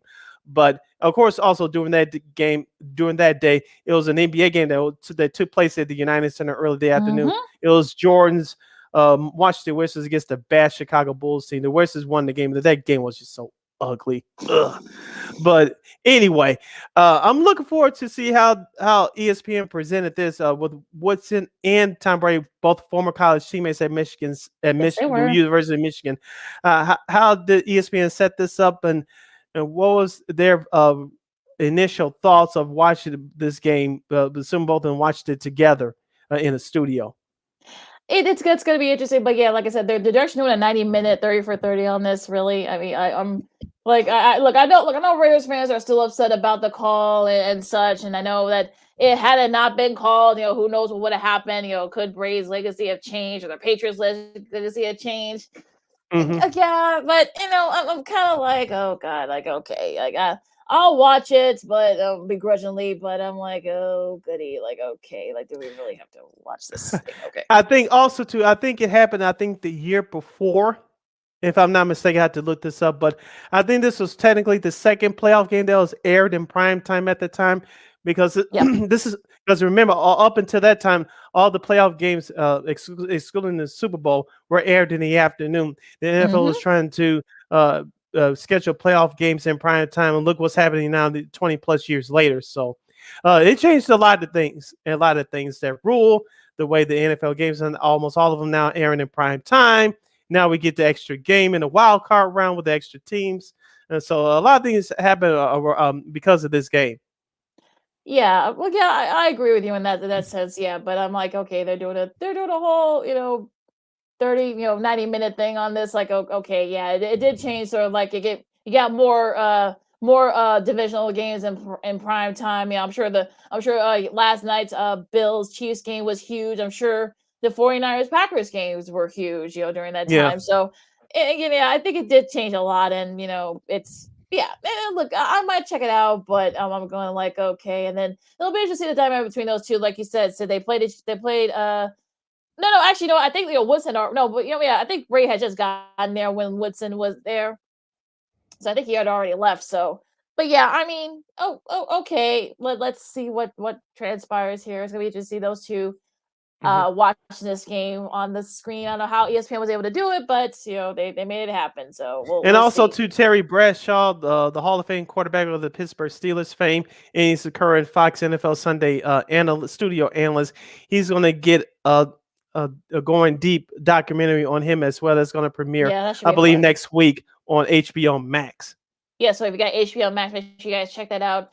And they go really deep. And my mom told me, she said she's gonna watch it because she loves the reality show that he's in. The Bradshaw was him and his wife and their daughter. So his Hmm. daughters, but also she also has a daughter too from her previous marriage. So yeah, that should be interesting. One I'm sure you're gonna learn a lot about Mr. Bradshaw. That should be yeah.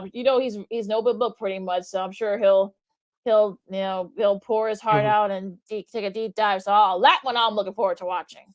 Yeah, and also too, I'll just read this headline from the good friends at Awful Announcing to close out today's show. I meant to bring this up with our girl Christine on Friday. Maybe if time permitting, we'll bring this up with her. Here's the headline: 21 of 32 NFL teams saw local ratings increase, but Texans, Houston, Giants, New York, Bears, and Seahawks, and more saw big drops. Houston saw an 18% drop, while Chicago, Seattle, and the Giants all saw 14% drops. Well, yeah, they were all of them were bad. So yeah, so of course you're not gonna watch, you're not gonna waste your time watching. There were better games to watch. So yeah, I'm not surprised that all three of those teams saw a big dip in ratings. I mean, look, like I said before, there are bigger things on television, and of course with the streaming and stuff. I don't want to be stuck watching, the games in the area games. That's what Red Zone, all this other stuff's for. So no, Yes. thank you. Not surprised. Exactly.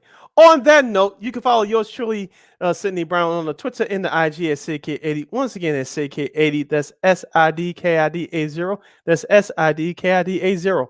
Stupid pop-ups. So sorry about that, folks. You follow me at Keenan McGee on the Twitter and at Keenan_McGee on the IG. Make sure you download that Sports Zone Chicago app wherever you get your apps. You can watch any of our 5 live shows, or you can watch them on the replay in the archive section whenever you choose. Make sure you follow Sports Zone Chicago on all social media platforms: Facebook, Twitter, Instagram, and YouTube. Make sure you follow War Media at WAR Media on Facebook, Twitter, Instagram, and YouTube. And subscribe to our podcast at War or Anchor. We are available on all podcast platforms, including the iHeartRadio app. And we'd like to thank you very much for your support in advance. Like, share, subscribe, and tell your friends. We are Second City Sports. You can listen to us every Monday, every Friday from noon to 2 p.m. Central Standard Time right here on Sports Zone Chicago. That's every Monday, every Friday, noon to 2 p.m. Central Standard Time. That's 1 to 3 p.m. Eastern. That's noon to 10 a.m. to noon on the West Coast. And in Hawaii, you can figure out the damn time zone your damn self. So that's 8 a.m. in Hawaii. But remember, folks, you can listen to us anytime on Warren Media, wherever you get your podcast. So don't worry if you can't watch us, you can't get up early, or you can doing other stuff. It's fine. We won't get we were not offended. Just make sure you watch us or listen to us somewhere, okay? And somehow, all right. Be careful out there, folks. I know there's weather. There's like nasty weather going on up and down the East Coast. So just be careful out there. If you're not gonna wash your hands, or if you're not getting wash your hands regardless. Yeah, I'll say, and also too, if you're not getting the vaccine, just wash your hands, wear your mask, and just be good to each other. I know there's a lot going on, but still, please be good and kind to each other. And you know what? This is Second City Sports on Sports Zone Chicago, and we'll see you Friday. That is your dagger. Bye bye, Packers. Holla.